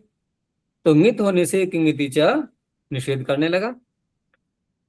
तो ततश्च साधातुक अर्धातुकयोः इति प्राप्तस्य गुणस्य किंगिति च इति निषेधे कर्तव्ये सति इगन्तः कार्ये लब्धः। अब कार्ये, कार्ये का मतलब जिसके स्थान में कुछ कार्य होगा। हाँ, जिसके स्थान में कुछ कार्य करना है उसे क्या कहेंगे? कार्ये। इन्हीं प्रत्यांत कार्यन शब्द हो गया ये, कार्ये कार्यणो कार्यणः। तो इगंत कार्य यहाँ पर हो गया, इसके स्थान पर हमें गुण करना है इसलिए। तो तद एवं प्रकारकम दोष जातम समाधातुम, इस प्रकार से जो उत्पन्न दोषों का समूह है उसका समाधान करने के लिए भवती इयम ज्ञापक सिद्धा परिभाषा। तो अगली परिभाषा भी ये ज्ञापक सिद्ध है। ज्ञापक कैसे निकला है वो आगे बताएंगे, पहले परिभाषा को देखते हैं कि कार्यम अनुभवन ही कार्य निमित्तत्वेन न आश्रियते। एक लौकिक उदाहरण भी तो हम लोगों ने अनेकों बार सुना है कि ब्राह्मणा भोज्यंताम वाला ध्यान आ रहा है कि ब्राह्मणों को भोजन कराया जाए, ठीक है ना।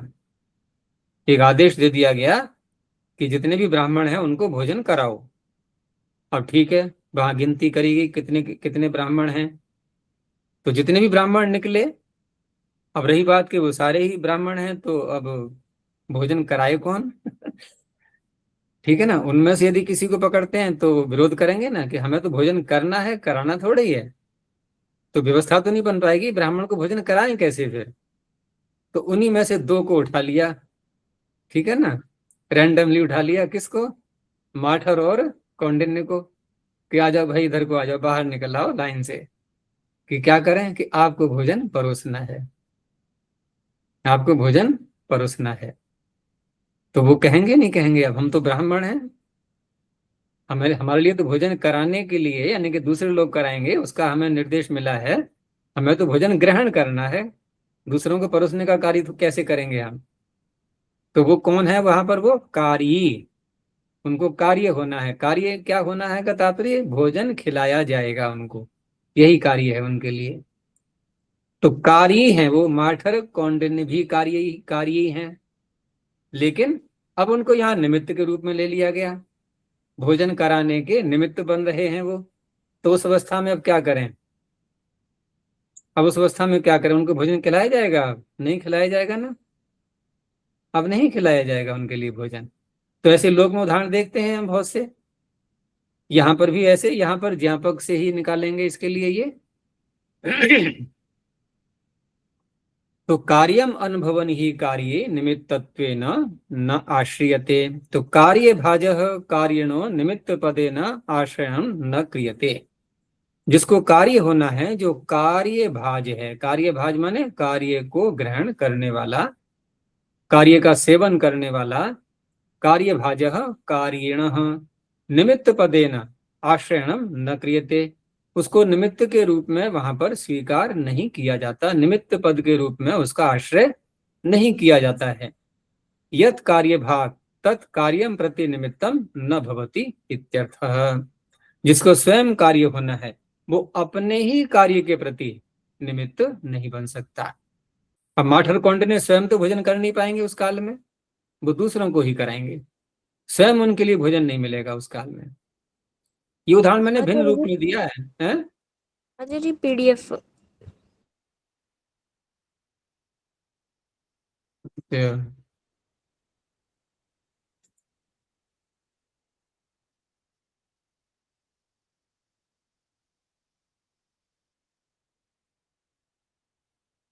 जल्द शीघ्रता से देख लिया करो इसको। अच्छा, काफी निकल गया पाठ इसमें।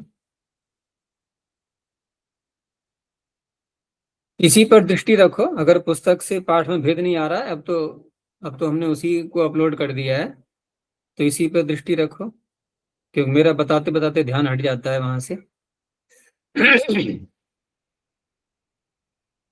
तो इस तरह से यहाँ कहा इन्होंने कि यत् कार्य भाग तत् कार्यम प्रति निमित्तम न भवति। जो स्वयं कार्य को ग्रहण करने वाला है, जिसके लिए कार्य होना है, वह अपने ही प्रति किए हुए कार्य का निमित्त नहीं होता है। यदेव कार्ये अर्थात कार्याधिकरणम, जो कार्य का अधिकरण है, तद एव निमित्तम न भवति इति यावत, वो निमित्त नहीं होता है। यावत का क्या अर्थ है यहाँ पर? ऐसे वाक्य आते हैं बहुत से जहां अंत में यावत लिख देते हैं। कार्याधिकरणम तदेव निमित्तम न भवति इति यावत। तो यावत का तात्पर्य कि एक बात हमारी पूरी हो चुकी है और ये जो सिद्धांत हमने बताया है, ये जो कुछ भी कह दिया इतना ही है इसमें, मतलब ये बात पूर्ण हो चुकी है, इसमें कोई संदेह की बात नहीं है। ऐसा जब कहीं कथन करना होता है तो अंत में यावत शब्द को जोड़ देते हैं। या यावत का अर्थ वैसे नहीं करना है जितना करके, क्यों जितना बोलोगे तो अर्थ घटेगा ही नहीं यहाँ पर।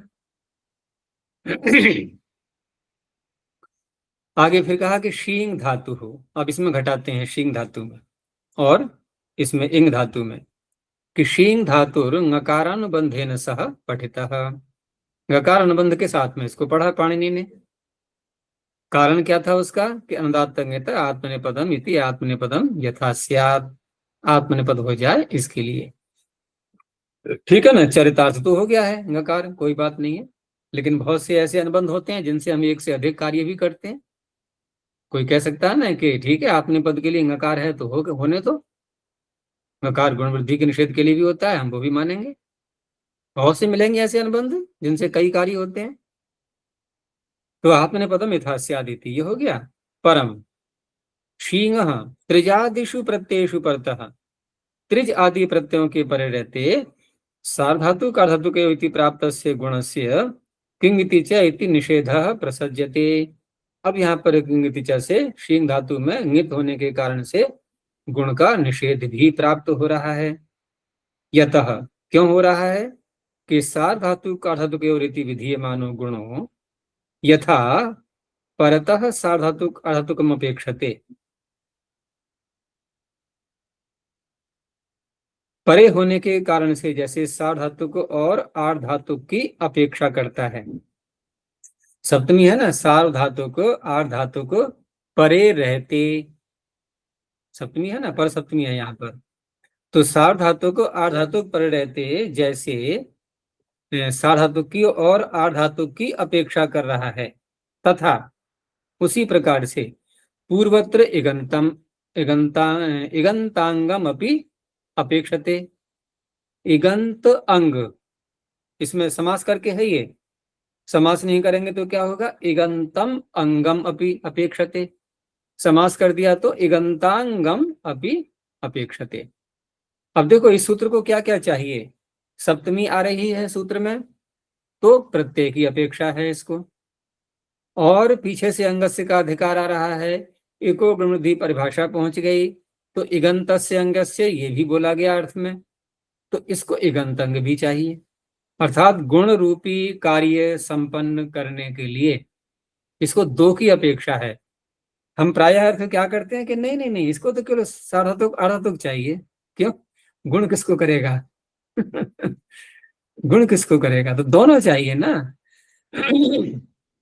तो इगंत अंग और प्रत्यय दोनों की इसको अपेक्षा है, दोनों चाहिए।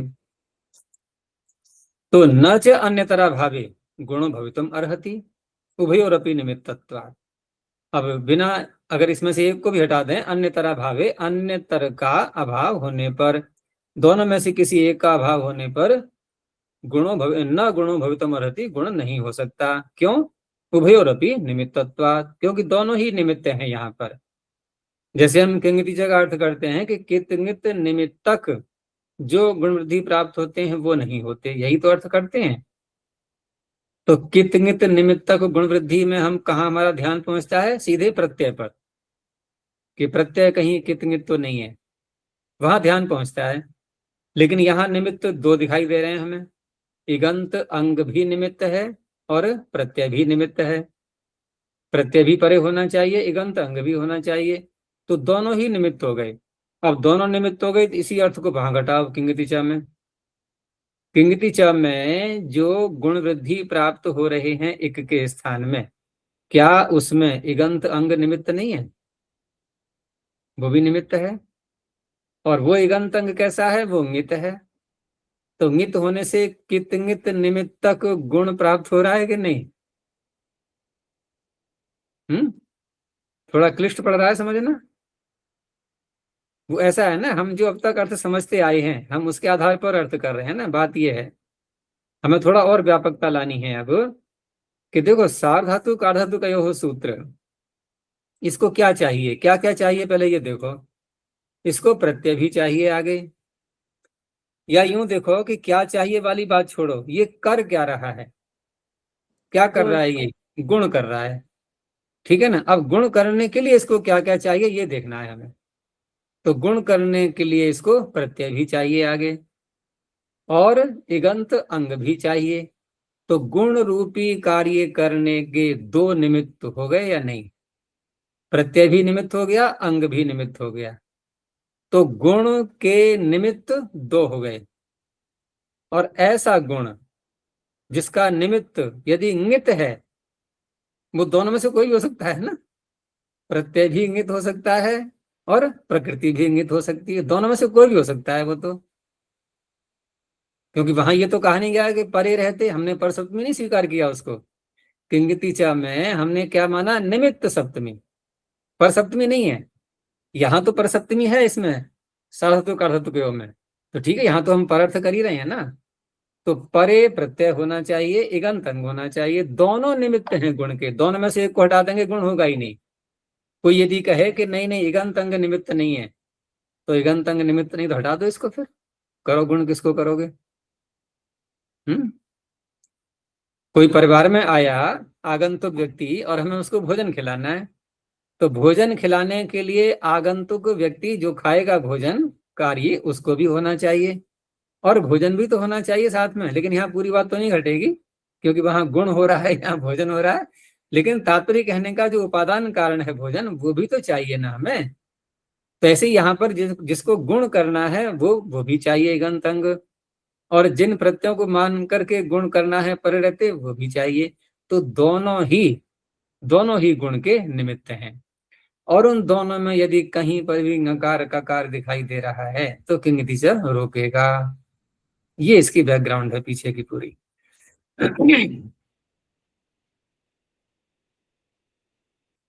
तो हाँ, तो ततश्च ये हो गया। न च अन्यतरा भावे गुणो भवितुम अर्हति उभयोरपि निमित्तत्वात्। दोनों ही निमित्त हैं, दोनों में से एक हट जाता है तो गुण हो ही नहीं सकता है। ततश्च क्षीणः अंगस्य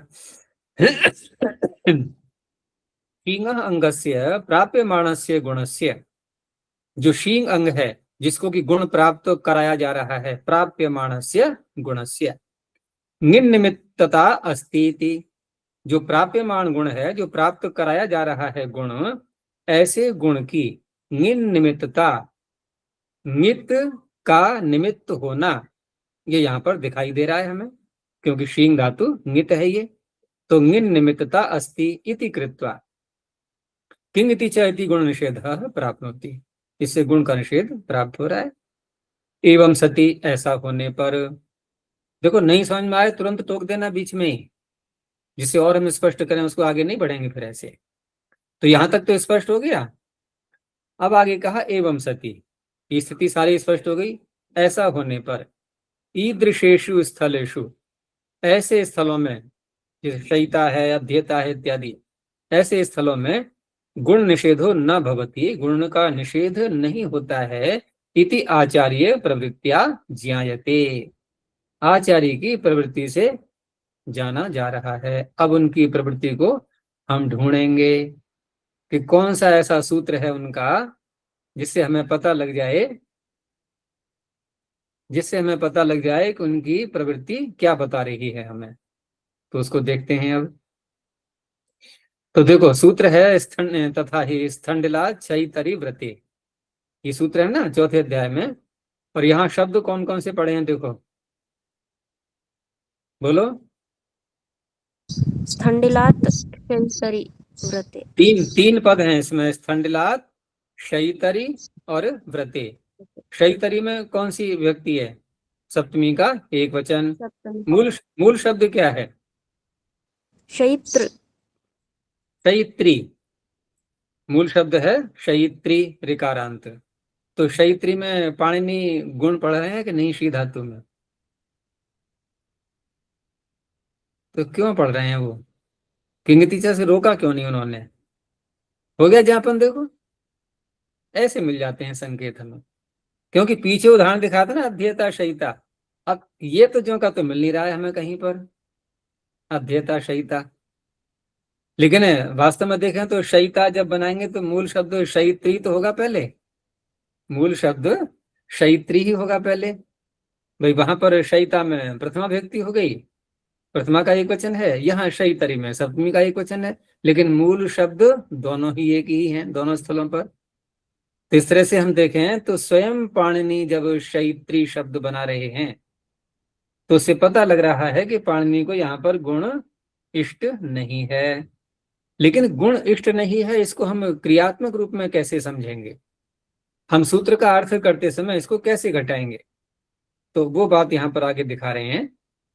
तो कहा कि तथा ही स्थंडला क्षयितरी वृत्ते इत्यत्र क्षयितरी इति त्रिची परतः, और त्रिची ही है देखो यहाँ पर, त्रिची परतः शींगो गुणम कृत्वा निर्दिशति, शींग धातु में गुण करके निर्देश कर रहे हैं।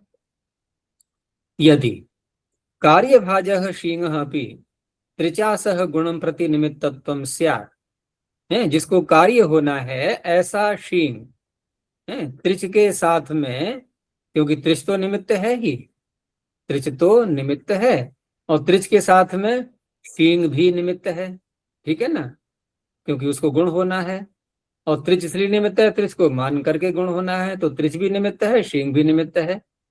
लेकिन शींग कैसा है, कार्यभाज है, त्रिच कार्यभाज नहीं है।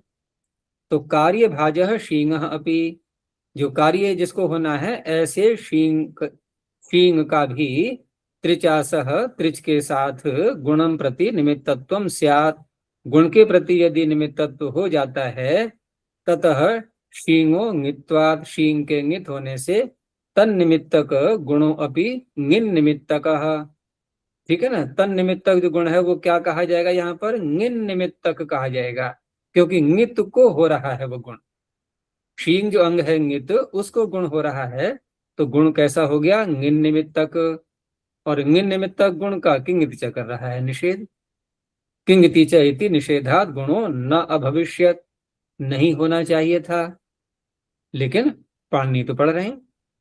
तो तद एवं गुणम विधाय, ऐसा होने पर भी गुण करके क्षयितरी इति निर्देशन आचार्य प्रकृताम परिभाषाम ज्ञापयति, ऐसा निर्देश करके आचार्य प्रकृत जो परिभाषा हमने बोली ऊपर अभी, इस परिभाषा को ज्ञापित कर रहे हैं।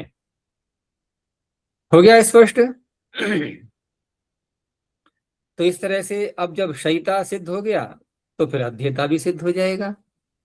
और ये बात हमने देखी ही ली यहाँ पर कि परिभाषा जो कह रही है अब उसको घटाना है हमें, कि यहाँ पर निमित्त दो हैं विद्यमान, अंग भी निमित्त है, प्रत्यय भी निमित्त है, और इन्हीं निमित्तों में से हमें एक को कार्य करना है, अंग को कार्य करना है। कार्य कौन सा करना है, गुण रूपी कार्य करना है। तो ये जो हम गुण रूपी कार्य कर रहे हैं यहाँ पर, ये उन्हीं निमित्तों में से तो कर रहे हैं किसी में। तो निमित्त कैसा है यहाँ पर, ये शींग कार्यम अनुभवन, ये कार्य को भी अनुभव कर रहा है, कार्य भी प्राप्त हो रहा है उसको। तो अब यहाँ पर इसको निमित्त के रूप में नहीं स्वीकार किया जाएगा, केवल प्रत्यय को स्वीकार किया जाएगा, प्रत्यय में कार्य नहीं हो रहा है, ठीक है ना, इसको निमित्त के रूप में स्वीकार नहीं किया जाएगा। निमित्त के रूप में का तात्पर्य कि ङिन निमित्तक है, ये बात नहीं मानी जाएगी अब इसके साथ में, इसको निमित्त की श्रेणी में से हटा देंगे अब, क्योंकि स्वयं ही इसको कार्य हो रहा है। अब यहाँ पर एक प्रश्न उठाया गया, ये समझ में तो आई गया ना कि कार्य को अनुभव करता हुआ कार्य निमित्त के रूप में स्वीकार नहीं किया जाएगा। अब इस बात को ध्यान में रखते हुए देखना आगे अब कहाँ समस्या आने लगी। अब तो पूर्व पक्ष उठाया कि यदि ही कार्य निमित्तत्वेन न आश्रियते, आपकी बात यदि हम स्वीकार कर लें कि कार्य निमित्तत्व के रूप में आश्रित नहीं होता, तो देखो धातु है ऊर्णु, ऊर्णु धातु हो, सनी प्रत्यय सन प्रत्यय ले आए उससे इच्छा अर्थ में, तो ऊर्णु स ये स्थिति हो गई, ठीक है ना, धातु दो अच की है ये, तो ऊर्णु स, अब इडागम भी हो गया, धातु सेठ है ये, तो इडागमे च कृते ऊर्णु इस, ये हो गया इति स्थिति। अब यहाँ पर द्वित्व करना है हमें, तो द्विर्वचनात् परत्वाद गुणे अवादेशे च। अब यहाँ दो कार्य प्राप्त हो रहे हैं ऊर्णु ईसा स्थिति में। दो कार्य कौन कौन से प्राप्त हो रहे हैं, एक तो द्विवचन प्राप्त हो रहा है संन्यंगोः सूत्र से, दूसरा गुण भी प्राप्त हो रहा है, ठीक है ना। सार्वधातु का धातु की ओर से गुण भी प्राप्त हो रहा है, तो दोनों में से कौन सा कार्य होगा? तो हम देखते हैं कि क्योंकि और दोनों ही ऐसे हैं, समान बल वाले हैं ये, तो समान बल वाला होने से अब कौन सी परिभाषा लगाएंगे हम? विप्रतिषेधे परम कार्यम। तो पर कौन सा है इसमें, द्विवचन या कि गुण? गुण। गुण पर है, तो ठीक है ना, पर होने से गुण हो गया। और अब आदेश का सूत्र वो भी तो पर है ना, या नहीं? जी वो भी पर है। हाँ वो भी पर है, तो गुण भी कर लिया हमने, अब आदेश भी कर लिया है, गुणे अब आदेशे च। और यही प्रक्रिया होती है इसको सिद्ध करने के लिए। सन प्रत्यांत जब बनाते हैं ऊर्णु धातु को तो ऐसे ही करते हैं, इसमें कोई नया कार्य नहीं कर रहे अभी हम। तो स्थिति क्या बन गई अब? ऊर्णव और इस, ये स्थिति बन गई है। अब पीछे की परिभाषा का ध्यान रखना, अब उसको लगाएंगे हम, ठीक है ना। अब ऊर्णव इसे इतना बनाने के बाद एक एक विषय यहाँ ये भी उठता है, एक परिभाषा आगे और आएगी, तो उसकी यहाँ आवश्यकता पड़ गई है अभी, यद्यपि उसकी व्याख्या नहीं कर रहे अभी, अगली परिभाषा की जो 40 संख्या पर आएगी उसकी व्याख्या नहीं कर रहे, लेकिन उसकी आवश्यकता यहाँ है हमें। कैसे आवश्यकता है कि देखो, गुण भी प्राप्त हो रहा था, द्वित्व भी प्राप्त हो रहा था, ठीक है ना। गुण और द्वित्व दोनों प्राप्त हो रहे थे, तो दोनों प्राप्त हो रहे थे, तो विप्रतिषेधे परम कार्य हमने क्या किया कि पर वाला कार्य करवा दिया। तो पर वाला कार्य करवा दिया अर्थात गुण और अब आदेश तो हो गए, तो द्वित्व तो न करें फिर। अब क्यों निखिल, अब द्वित्व क्यों होना चाहिए? जब द्वित्व को विप्रतिषेधे परम कार्यम ने बाध दिया और उसने गुण और अवादेश को अनुमति दे दी, तो गुण अवादेश तो हमने कर लिए, अब ऊर्णव इस इतना बन गया, तो अब द्वित्व कैसे हो पाएगा? द्वित्व रोक दिया था ना पहले, जी। तो कहा नहीं। अच्छा देखो, एक उदाहरण से समझो कि उस परिभाषा में देंगे वैसा उदाहरण समझाएंगे कि मान लो दो, एक कहीं रोटी का टुकड़ा पड़ा हुआ है और दो कुत्ते आ गए उसमें, ठीक है ना। अब दोनों लड़ेंगे नहीं लड़ेंगे? दोनों कुत्ते उस रोटी के टुकड़े को उठाने के लिए एक दूसरे पर हमला करेंगे, एक दूसरे को भगाना चाहेंगे कि तू भाग जा, मैं लूंगा इस रोटी के टुकड़े के लिए। तो दोनों में से कौन जीतेगा? जो बलवान होगा वही जीतेगा ना, जो बलवान होगा वो जीतेगा। जैसे वहां था विप्रतिषेधे परम कार्यम, भाई झगड़ा हो रहा है, तो पाणिनि ने क्या किया कि पर सूत्र को बलवान बना दिया, तो पर सूत्र लग गया। तो वहां भी दोनों कुत्तों में जो बलवान है उसने कमजोर कुत्ते को भगा दिया, भाग यहाँ से, और वो रोटी खाने लगा। लेकिन रोटियां इतनी सारी थी वहां पर, एक टुकड़ा क्या बहुत सारे टुकड़े थे, उसका पेट भर गया। वो कुछ टुकड़े बचे रह गए वहां पर, वो चला गया पेट भरने के बाद। अब जो कुत्ता भगा दिया था वो दोबारा आएगा नहीं खाने को? अब आएगा कि नहीं, बोलो? तो ये क्या हो गया? आएगा। हाँ, तो ये पुनः प्रसंग विज्ञान हो गया ये, इसे कहते हैं पुनः प्रसंग विज्ञान। ये भी एक विज्ञान है, ठीक है ना, हम लोग विज्ञान पढ़ रहे हैं यहाँ पर, ये विज्ञान है, ये भी एक पुनः प्रसंग विज्ञान। हाँ सिद्धम, तो ये परिभाषा आगे आएगी इस बात को सिद्ध करने के लिए। अब यहाँ पर भी ऐसा ही था कि द्वित्व करने वाला सूत्र और गुण करने वाला सूत्र दोनों झगड़ पड़े आपस में, और दोनों की ताकत है बराबर। यहाँ पर अगर वहां पर दोनों कुत्तों की बराबर ताकत हो तो क्या होगा? अब झगड़ते ही रहेंगे आपस में, रोटी दोनों में से कोई नहीं खा पाएगा। तो ये भी दोनों झगड़ते रहेंगे, ऐसे ही ना गुण हो पाएगा न द्वित्व हो पाएगा। तो वहां तो चलो ठीक है, हमने लोक में देख लिया कि एक कुत्ता बलवान निकला, एक कमजोर निकला, वो तो सिद्ध हो गया वहां पर। यहां सिद्ध कैसे करें? दोनों सूत्र बलवान है, तो पाणिनि ही उनको कमजोर कर सकते हैं, किसी एक को बलवान कर सकते हैं, और तो किसी की ताकत है नहीं। तो पाणिनि ने व्यवस्था कर दी, विप्रतिषेधे परम कार्यम, पर सूत्र को उन्होंने बलवान बना दिया। बलवान बना दिया तो पर सूत्र लग गया, बेचारा ये द्वित्व करने वाला चला गया, कमजोर है ना ये चला गया। अब गुण करने वाले ने गुण कर लिया, अवादेश करने वाले ने अवादेश कर लिया। अब क्या द्वित्व करने वाला दोबारा नहीं आ सकता द्वित्व करने के लिए? वो कुत्ता दोबारा आया था नहीं आया था टुकड़ा खाने के लिए? तो इसे कहते हैं पुनः प्रसंग विज्ञान। तो ये परिभाषा आएगी तो हमने इसको पढ़ा दिया है अभी से, ठीक है ना। तो आगे इसको छोड़ देंगे अब जो करते हो। तो ऊर्णव इस इति जाते पुनः प्रसंग विज्ञानात् सिद्ध्यम इति नियमे न, इस नियम के कारण से, तो ये नियम बताना आवश्यक था इसलिए मैंने व्याख्या की इसकी। इस नियम से संयंगो हो इति द्विर्वचने विधातव्य, ये फिर द्वित्व करने के लिए आ गया पुनः प्रसंग विज्ञान से। अब यहाँ पर जो द्वित्व करने चले तो एक परिभाषा आ गई द्विर्वचने ची, कि जब भी आप कहीं पर द्वित्व कर रहे हो और अजादेश आगे अच परे है यदि, तो अज क्या है सूत्र का अर्थ पूरा बोलो एक बार। दुर्वचन एवं कर्तव्य, दुर्वचन ही करने। पर निमित्तक अजादेश, यहां से शुरू किया करो। पर निमित्तक अजादेश, ठीक है ना। दुर्वचन करने में स्थानीयवत किसको करना है हमें? अजादेश को। लेकिन अजादेश ऐसे नहीं, कैसा होना चाहिए वो? केवल अच के स्थान पे आदेश हो गया इतना नहीं, पर को मान के होना चाहिए।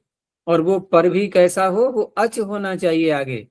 तो पर निमित्तक अजादेश, ठीक है ना। अच पर रहते पर निमित्तक अजादेश द्विर्वचन करने में ही, द्विर्वचन करने में ही स्थानीयवत हो जाता है। अब यहाँ घटाओ। द्विर्वचन निमित्तक अज आदेश अच पर रहते ऐसे कहते हैं।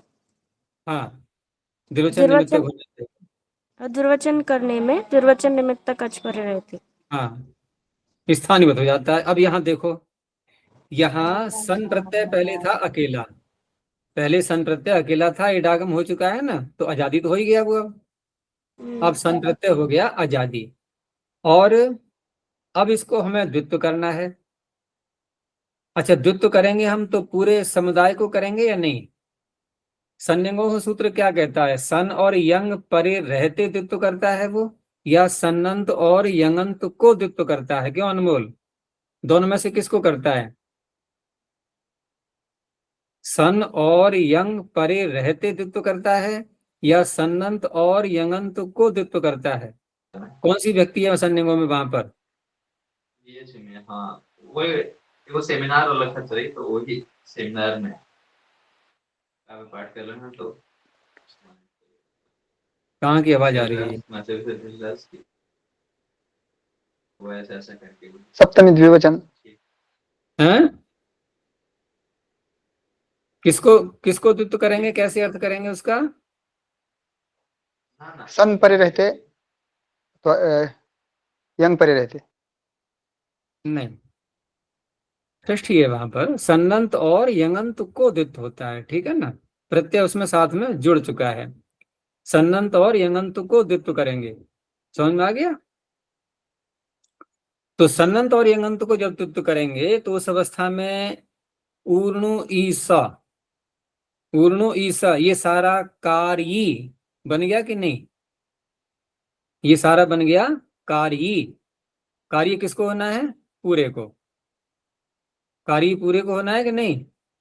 जब तक ये समझ में नहीं आएगा तब तक ये पूर्व पक्ष नहीं पकड़ में आएगा। पूर्व पक्ष क्या है? ये कार्य कितना बन गया अब? ऊर्णु ईस। और अगर हम सन पर रहते ऐसा माने तो कार्य कितना बनेगा? ऊर्णु, यही तो बनेगा। अब कार्य कितना है? पूरा बन गया है ये, ठीक है ना। कार्य पूरा बन गया है। फिर देखो यहाँ पर कि संयंगो इति द्विर्वचने विधातव्ये, द्विर्वचने इति स्थानीवत भावे कर्तव्ये। ये स्थानीय भाव कर रहा है। अब स्थानीय भाव कर रहा है तो यहाँ किसको होगा स्थानीवत? किसको होगा स्थानीवत? ऊर्णव ईस, ये स्थिति है। तो ऊर्णव ईसा में पर निमित्तक अजादेश कौन सा हुआ है? गुण और अवादेश, ठीक है ना। गुण और अवादेश ये पर निमित्तक अजादेश है। पर निमित्तक अजादेश क्यों है? क्योंकि गुण सन को मान करके हुआ था। सार धातु को आर धातु प्रत्यय पर रहते गुण होता है, तो आर धातु को सन प्रत्यय को मान करके गुण किया गया था। और अवादेश भी अच पर रहते होता है, तो इस तरह से ये पर निमित्तक अजादेश हुआ ये। अब इसे करेंगे हम स्थानीवत। तो स्थानीवत करके क्या बनना चाहिए था यहाँ पर? वही पूर्व स्थिति आ पूर्ण जाएगी, पूर्व स्थिति आ जाएगी जैसे पहले थी द्वित्व करते समय, यानी ऊर्णु यही तो बनेगा। और द्वितीय अच को हमें द्वित्व करना है, ठीक है ना। द्वितीय अच को द्वित्व करेंगे तो प्रथम भाग में तो अणु आ जाएगा, क्योंकि रूप तो ऐसे ही बनता है ना। ये पहले वास्तविक रूप को देखो क्या है, वास्तविक रूप क्या है इसका जो बनता है वास्तव में, ऊर्णु न विशति। वास्तव में जो बनता है वो है ऊर्णु न विशति, ये बनता है वास्तव में। तो यहाँ पर जब स्थानीय भाव करेंगे तो स्थानीय भाव ये कर्तव्य सन्नन्तस्य कार्यत्वात्, सन्नंत को हमें द्वित्व करना है। तो सन्नंत को द्वित्व करना है तो सन्नंत पूरा क्या हो गया, कार्ये। कार्ये बोलने में सुनने में आ रहा है, नहीं आ रहा समझ में, कार्ये, या तो ये की मात्रा ऊपर रेफ है, कार्ये। तो कार्यत्वात् कार्यणश्च निमित्तत्वेन अनाश्रयणात्। और आपने अभी क्या कहा था कि कार्य को अनुभव करता हुआ कार्य निमित्त के रूप में स्वीकार नहीं किया जाएगा। तो आप निमित्त तत्व के रूप में तो उसको नहीं ले सकते। तो निमित्तत्वेन अनाश्रयणात् स्थानीय उद्भावो न स्यात्। अब स्थानीय भाव कैसे हो जाएगा, देखो द्विर्वचनीची ने क्या कहा कि पर निमित्तक अजादेश द्विर्वचन करने में स्थानीवत हो जाता है, यही तो कहा है इसने, पर निमित्तक अजादेश द्विर्वचन करने में स्थानीवत हो जाता है। तो ये जो जिसको हम कार्य करना चाह रहे हैं द्विर्वचन करना, तो द्विर्वचन क्या हो गया, ये कार्य। और द्विर्वचन कितने को हो रहा है, पूर्णव ईस, इतने भाग को हो रहा है। और उतने ही भाग में यानी कि हम निमित्त के रूप में भी स्वीकार कर रहे हैं, हम उसको निमित्त के रूप में भी स्वीकार कर रहे हैं और इधर स्थानीवत भी करना चाह रहे हैं। तो ऐसा कार्य जो निमित्त के रूप में भी स्वीकार किया जा रहा है उसका आपने पूर्व परिभाषा के द्वारा निषेध कर दिया। तो निषेध करने से यहाँ स्थानीवत तो हो ही नहीं रहा है अब, और नहीं होगा स्थानीवत तो अब द्वित्व किसको होगा। अब ऐसी स्थिति रखो, क्या बनेगा रूप, उसको छोड़ो, अनिष्ट बने या इष्ट बने, स्थिति क्या है, ऊर्णव इस, यही तो स्थिति है। तो देखो आगे स्वयं दिखा रहे हैं ये, ततश्च अजादेर द्वितीयस्य इति नव इत्येतस्यैव द्विर्वचनम स्यात्। तो अजादेर द्वितीयस्य से कितने को द्वित्व करेंगे, अब हम द्वितीय एकाच को करेंगे। द्वितीय एकाच कितना है इसमें, प्रणव पूरा समुदाय पकड़ो। द्वितीय एकाच का समुदाय कितना हुआ, प्रणव रेफ, रेफ, णकार, अकार, वकार। और रेफ को हम द्वित्व कर नहीं सकते, नंद्राह संयोगादय, ठीक है ना। तो नंद्राह संयोगादय रेफ हट गया। अच्छा रेफ हट गया तो फिर णकार भी कहाँ रहेगा, नकार हो जाएगा वो तो, निमित्ता पाए निमित्तिकस्यापि पायो भवति। तो नव इतने को होगा द्वित्व। तो नव इत्येतस्यैव द्विर्वचनम स्यात्। अब नव को द्वित्व कर लिया हमने तो अब क्या रूप बनेगा फिर, नव नव न नव, अभ्यास कार्य कर लिए, फिर अभ्यास में इकार भी कर लिया। तो देखो क्या बनेगा आगे, तथा च सति अभ्यासस्य सन्नितः इति इत्वे ऊर्णि न विशति इति अनिष्टम रूपम आपद्येत। ये अनिष्ट रूप बनेगा फिर, ऊर्णि न विशति, और बनना क्या चाहिए था, ऊर्णु न विशति। तो अनिष्ट रूप बनेगा। और इष्यते च स्थानीवत भावेन, और इष्ट क्या है यहाँ पर, स्थानीवत भाव चाहिए। स्थानीवत भाव कर लेंगे तो अब अणु आ जाएगा, अब उसको द्वित्व करेंगे हम, अब नव को नहीं करेंगे। तो इत्येतस्य इष्यते च स्थानीवत भावेन नु इत्येतस्य द्विर्वचनम यथा स्यात्। तथा च सति, ऐसा होने पर, तथा च सति ऊर्णु न विशति इति इष्टम रूपम सिद्धम भवितुम अर्हति। ये इष्ट रूप तब सिद्ध हो पाएगा। तो पूर्व पक्ष समझ में आ गया पूरा, क्योंकि पूर्व परिभाषा के अनुसार ये नियम निकला कि कार्य को अनुभव करता हुआ कार्य निमित्त के रूप में उसको आश्रित नहीं किया जाता, निमित्त के रूप में उसका आश्रय ग्रहण नहीं होता। तो उस अवस्था में यहाँ पर ये पूरा ये कार्य ही बन रहा है, सन्नंत को द्वित्व करना। उस अवस्था में यहाँ निमित्त के रूप में अब इसको स्वीकार नहीं कर सकते हम कि द्विवचन निमित्तक अजादेश जो है वो स्थानित करने लगे, वो कार्य यहाँ पर सिद्ध नहीं हो पा रहा है, तो इसलिए अनिष्ट रूप प्राप्त हो रहा है। अब इसका समाधान कर रहे हैं आगे। समाधानम कि एवं विधम दोष प्रसंगम अवलोक्य एव, कि इस प्रकार के दोष प्रसंग को ध्यान में रखते हुए ही परिभाषायाम कार्यम अनुभवन कार्ये इत्युक्तम। देखो यहाँ क्या कहा जा रहा है, इसके शब्दों को पकड़ना। कार्यम अनुभवन कार्ये, फिर ध्यान दो, कार्य को अनुभव करता हुआ कार्य, कार्य जिसको हो रहा है वो कार्य। अब इसी पंक्ति इन्हीं शब्दों पर रहना। अब देखो आगे का अर्थ, अर्थात तदेव कार्ये निमित्त रूपेण न आश्रियते यत् कार्यम अनुभवति, जिसको कार्य हो रहा है वो निमित्त के रूप में आश्रित नहीं होगा। शब्द क्या है परिभाषा के? कार्यम अनुभवन कार्ये, कार्य को अनुभव करता हुआ कार्य। तो तदेव कार्ये निमित्त रूपेण न आश्रियते यत् कार्यम अनुभवति। अब यहां देखो, यहाँ कार्य का अनुभव कौन कर रहा है? एवं च ऊर्णव इस स्थिति में यहाँ पर इत्यत्र सन्नन्तस्य कार्यत्वे अपि, पूरा कार्य कौन है यहाँ पर? सन्नंत। सन्नंत को दित होता है, बात सही है। पूरा कार्य कौन है? सन्नंत। लेकिन द्विर्वचनेचि इति प्रवृत्ति वेलायाम, जब ये सूत्र हमने लगाया द्विर्वचनेचि, जब इसकी प्रवृत्ति हो रही थी, तो उस अवस्था में इसने क्या कहा था? इसने कहा इस इत्येतस्य निमित्तता आश्रियते। इसने कहा था ना कि पर निमित्तक अजादेश, द्विवचन निमित्तक अजादेश। तो द्विवचन निमित्तक अजादेश में यहाँ पर है द्विवचन निमित्तक अच परे रहते। हाँ, द्विवचन निमित्तक अच परे रहते जो अजादेश हुआ है जो, तो यहाँ पर इसको जो इस है ना, इस इतना भाग, इसको निमित्त के रूप में स्वीकार किया है कि नहीं? इसको निमित्त माना, इसको निमित्त माना है यहाँ पर। तो इति प्रवृत्ति वेलायाम इस इत्येतस्य निमित्तता आश्रियते तस्मात् तस्मात् पृथक भूतस्य नव शब्दस्य द्विवचनम कर्तुम् इष्यते। और द्विवचन किसको करना है? हमें इसको करना है या नव को करना है? द्विवचन करना है नव के लिए। तो जिसको द्विवचन करना है, जो कार्य है, वो थोड़े ये निमित्त यहाँ पर।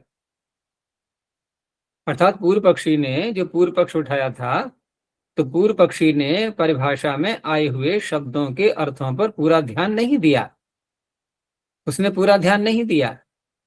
तो इस तरह से नव शब्द को यहाँ पर द्विवचन करना है, और निमित्तता किसकी है? इसकी, इस इतने की निमित्तता है। एतस्मात् कारणात् एवं विधेषु प्रसंगेषु न अनया परिभाषया काचित् बाधा उपस्थाप्यते। ऐसे प्रसंगों में इस परिभाषा के द्वारा कोई भी बाधा उपस्थित नहीं की जा रही है। यत्र ही कार्ये निमित्तम च एकम एव भवति, जहां पर कार्य और निमित्त दोनों एक ही होते हैं। देखो पीछे क्या था, वहां पर पीछे शयिता में क्या स्थिति थी? वहां इगंत अंग और प्रत्यय दोनों निमित्त थे, और दोनों निमित्तों में से जो एक निमित्त है इगंत अंग, उसी को कार्य प्राप्त हो रहा था। यहाँ ऐसा नहीं है। यहाँ पर निमित्तता किसकी मानी जा रही है? इस इतने भाग की। और द्विवचन किसको प्राप्त हो रहा है? नव इतने को। तो अलग अलग हो गए यहाँ पर। तो इस तरह से ये परिभाषा के द्वारा कोई बाधा नहीं है। यत्र ही कार्ये निमित्तम च एकम एव भवति तत्र एव अस्याः परिभाषायाः स्वीकृतत्वात्। जहाँ पर कार्य अजय जी संयोग से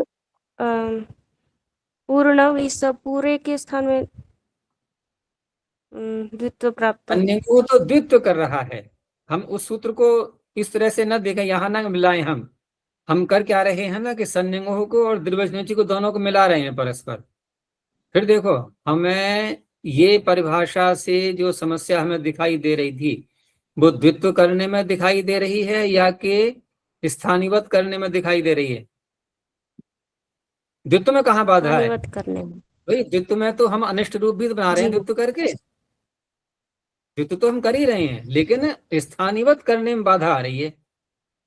और स्थानीवत करने में हमने ये ध्यान नहीं दिया कि कार्य कौन है और निमित्त कौन है। हमने पूरे संबंध को पकड़ लिया, अर्थात उस सूत्र के साथ में इसको जोड़ दिया हमने संनिंगों के साथ में कि हाँ द्वित्व वो कर रहा है, तो उसका उसका अर्थ हम इसमें भी लाने लगे। हम पूरे ही संबंध को पकड़ने लगे यहाँ पर। तो यत्र ही कार्ये निमित्तं च एकमेव भवति तत्रैव अस्याः परिभाषायाः स्वीकृतत्वात्। ऐसे ही एक अन्य उदाहरण दिखाया इन्होंने। ये तो हो गया इसका ऊर्णु नविशति का। एक दिखाया कि तद्यथा री धातु हो, अकेला री धातु है यहाँ पर, और सन प्रत्यय किया, इडागम कर लिया, सनी इटी गुणे च कृते, यहाँ भी गुण कर लिया हमने पर होने के कारण से, तो बन गया अर इस इति स्थिते द्विर्वचने ची इति द्विर्वचने कर्तव्ये है, यहाँ भी द्विवचन करना है हमें। तो अजादेश प्रकृत परिभाषा बलाद न स्थानिवत भवति। अब यहाँ पर स्थिति अलग है कि यहाँ पर जब द्विवचन कर रहे हैं तो यहाँ पर द्विवचन कितने को करेंगे, पहले स्वयं बताओ कितने को करेंगे द्विवचन?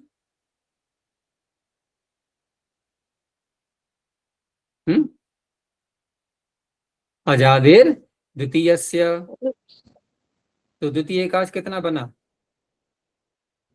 रिस ऋष बना, ठीक है ना। यानी प्रत्यय के भाग में भी आ गए। अब हम इस भाग में आ गए, नहीं थोड़ा सा ले लिया नहीं हमने यहाँ से, क्या कितना ले लिया, कितना ले लिया? ई भी ले लिया, सकार भी ले लिया, सौ में अ नहीं, वो तो हलादी शेषा से हट जाएगा, वो बात अलग रही। इनके हमने ई तो ले लिया ना, लेकिन वहां ऐसा था क्या, वहां पर नव ऊर्णव इस, तो इस तो बिल्कुल अलग रहा था ना। जिसको द्वित्व करना है वो तो नव था, वहां द्वितीय एकाच मिल गया था हमें। वैसे ही यहाँ द्वितीय एकाच तब मिल पाएगा जब हम प्रत्यय वाले भाग में आएंगे साथ में। प्रत्यय भाग में से हम इटागम के इट को लेंगे ना साथ में, तब बनेगा ये अच्छा, द्वितीय एकाच। इसीलिए संज्ञांगोह में षष्ठी है। अगर सप्तमी माने तो फिर प्रत्यय का भाग नहीं ले सकते। हाँ नहीं ले सकते, नहीं ले सकते, हाँ षष्ठीय तभी ले पा रहे हैं क्योंकि पूरा सन्नंत भाग ही लेना है हमें, पूरा सन्नंत और यंगंत। तो इस तरह से री धातु में सन और इडागम करने के बाद, गुण करने के बाद, और इस इति स्थिति द्विर्वचने चीति द्विवचने कर्तव्ये अजादेश। अब जो अजादेश है यहाँ पर गुण करना, ये प्रकृत परिभाषा बलाद न स्थानिवत भवति। अब प्रकृत परिभाषा यहाँ लग रही है पूरी पूरी कि कार्यम अनुभवन ही कार्य निमित्तत्वेन न आश्रियते। अब द्विवचने यहाँ पर स्थानिवत नहीं कर पाएगा, ठीक है ना। अत्र ही ई इत्येतद्, ये जो ई भाग लिया है हमने दूसरा अच अजादे द्वितीय से लेकर के, तो ई इत्येतद् अजादेशस्य निमित्त रूपेण आश्रियते है, यही निमित्त के रूप में आश्रित है यहाँ पर, क्योंकि आजादी बनेगा ही तब जब ई को लेंगे वहां पर हम, और इसी को हम द्विवचन भी कर रहे हैं। तो दोनों बातें एक ही में घट रही हैं अब। तो द्विवचन रूपम कार्यम कर्तुमपि तस्यैव आश्रयणं क्रियते इति न भवति स्थानिवत भावः। तथा च, अब द्वित्व किसको करेंगे हम फिर? रिस रिस, तथा सदी रिस रिस इत्येव विरुच्यते, और अभ्यास कार्य सारे करके अरिरीषति इति इष्टम रूपम सिद्धम भवति इति विभावनीयम सुधी भी। ठीक है, हम सब लोग सब सुधी हैं, ये सब हमें समझ लेना चाहिए। ठीक है, तो आज इतना ही रखते हैं। और विचार करना, कोई प्रश्न है तो बाद में फिर अगली कक्षा में उठाना।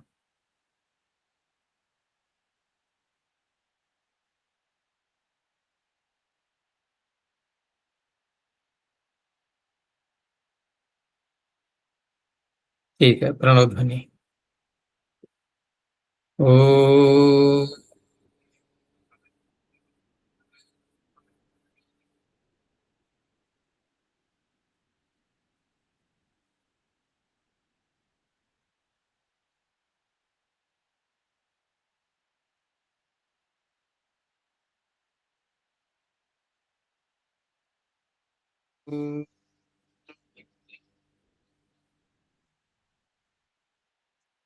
ओ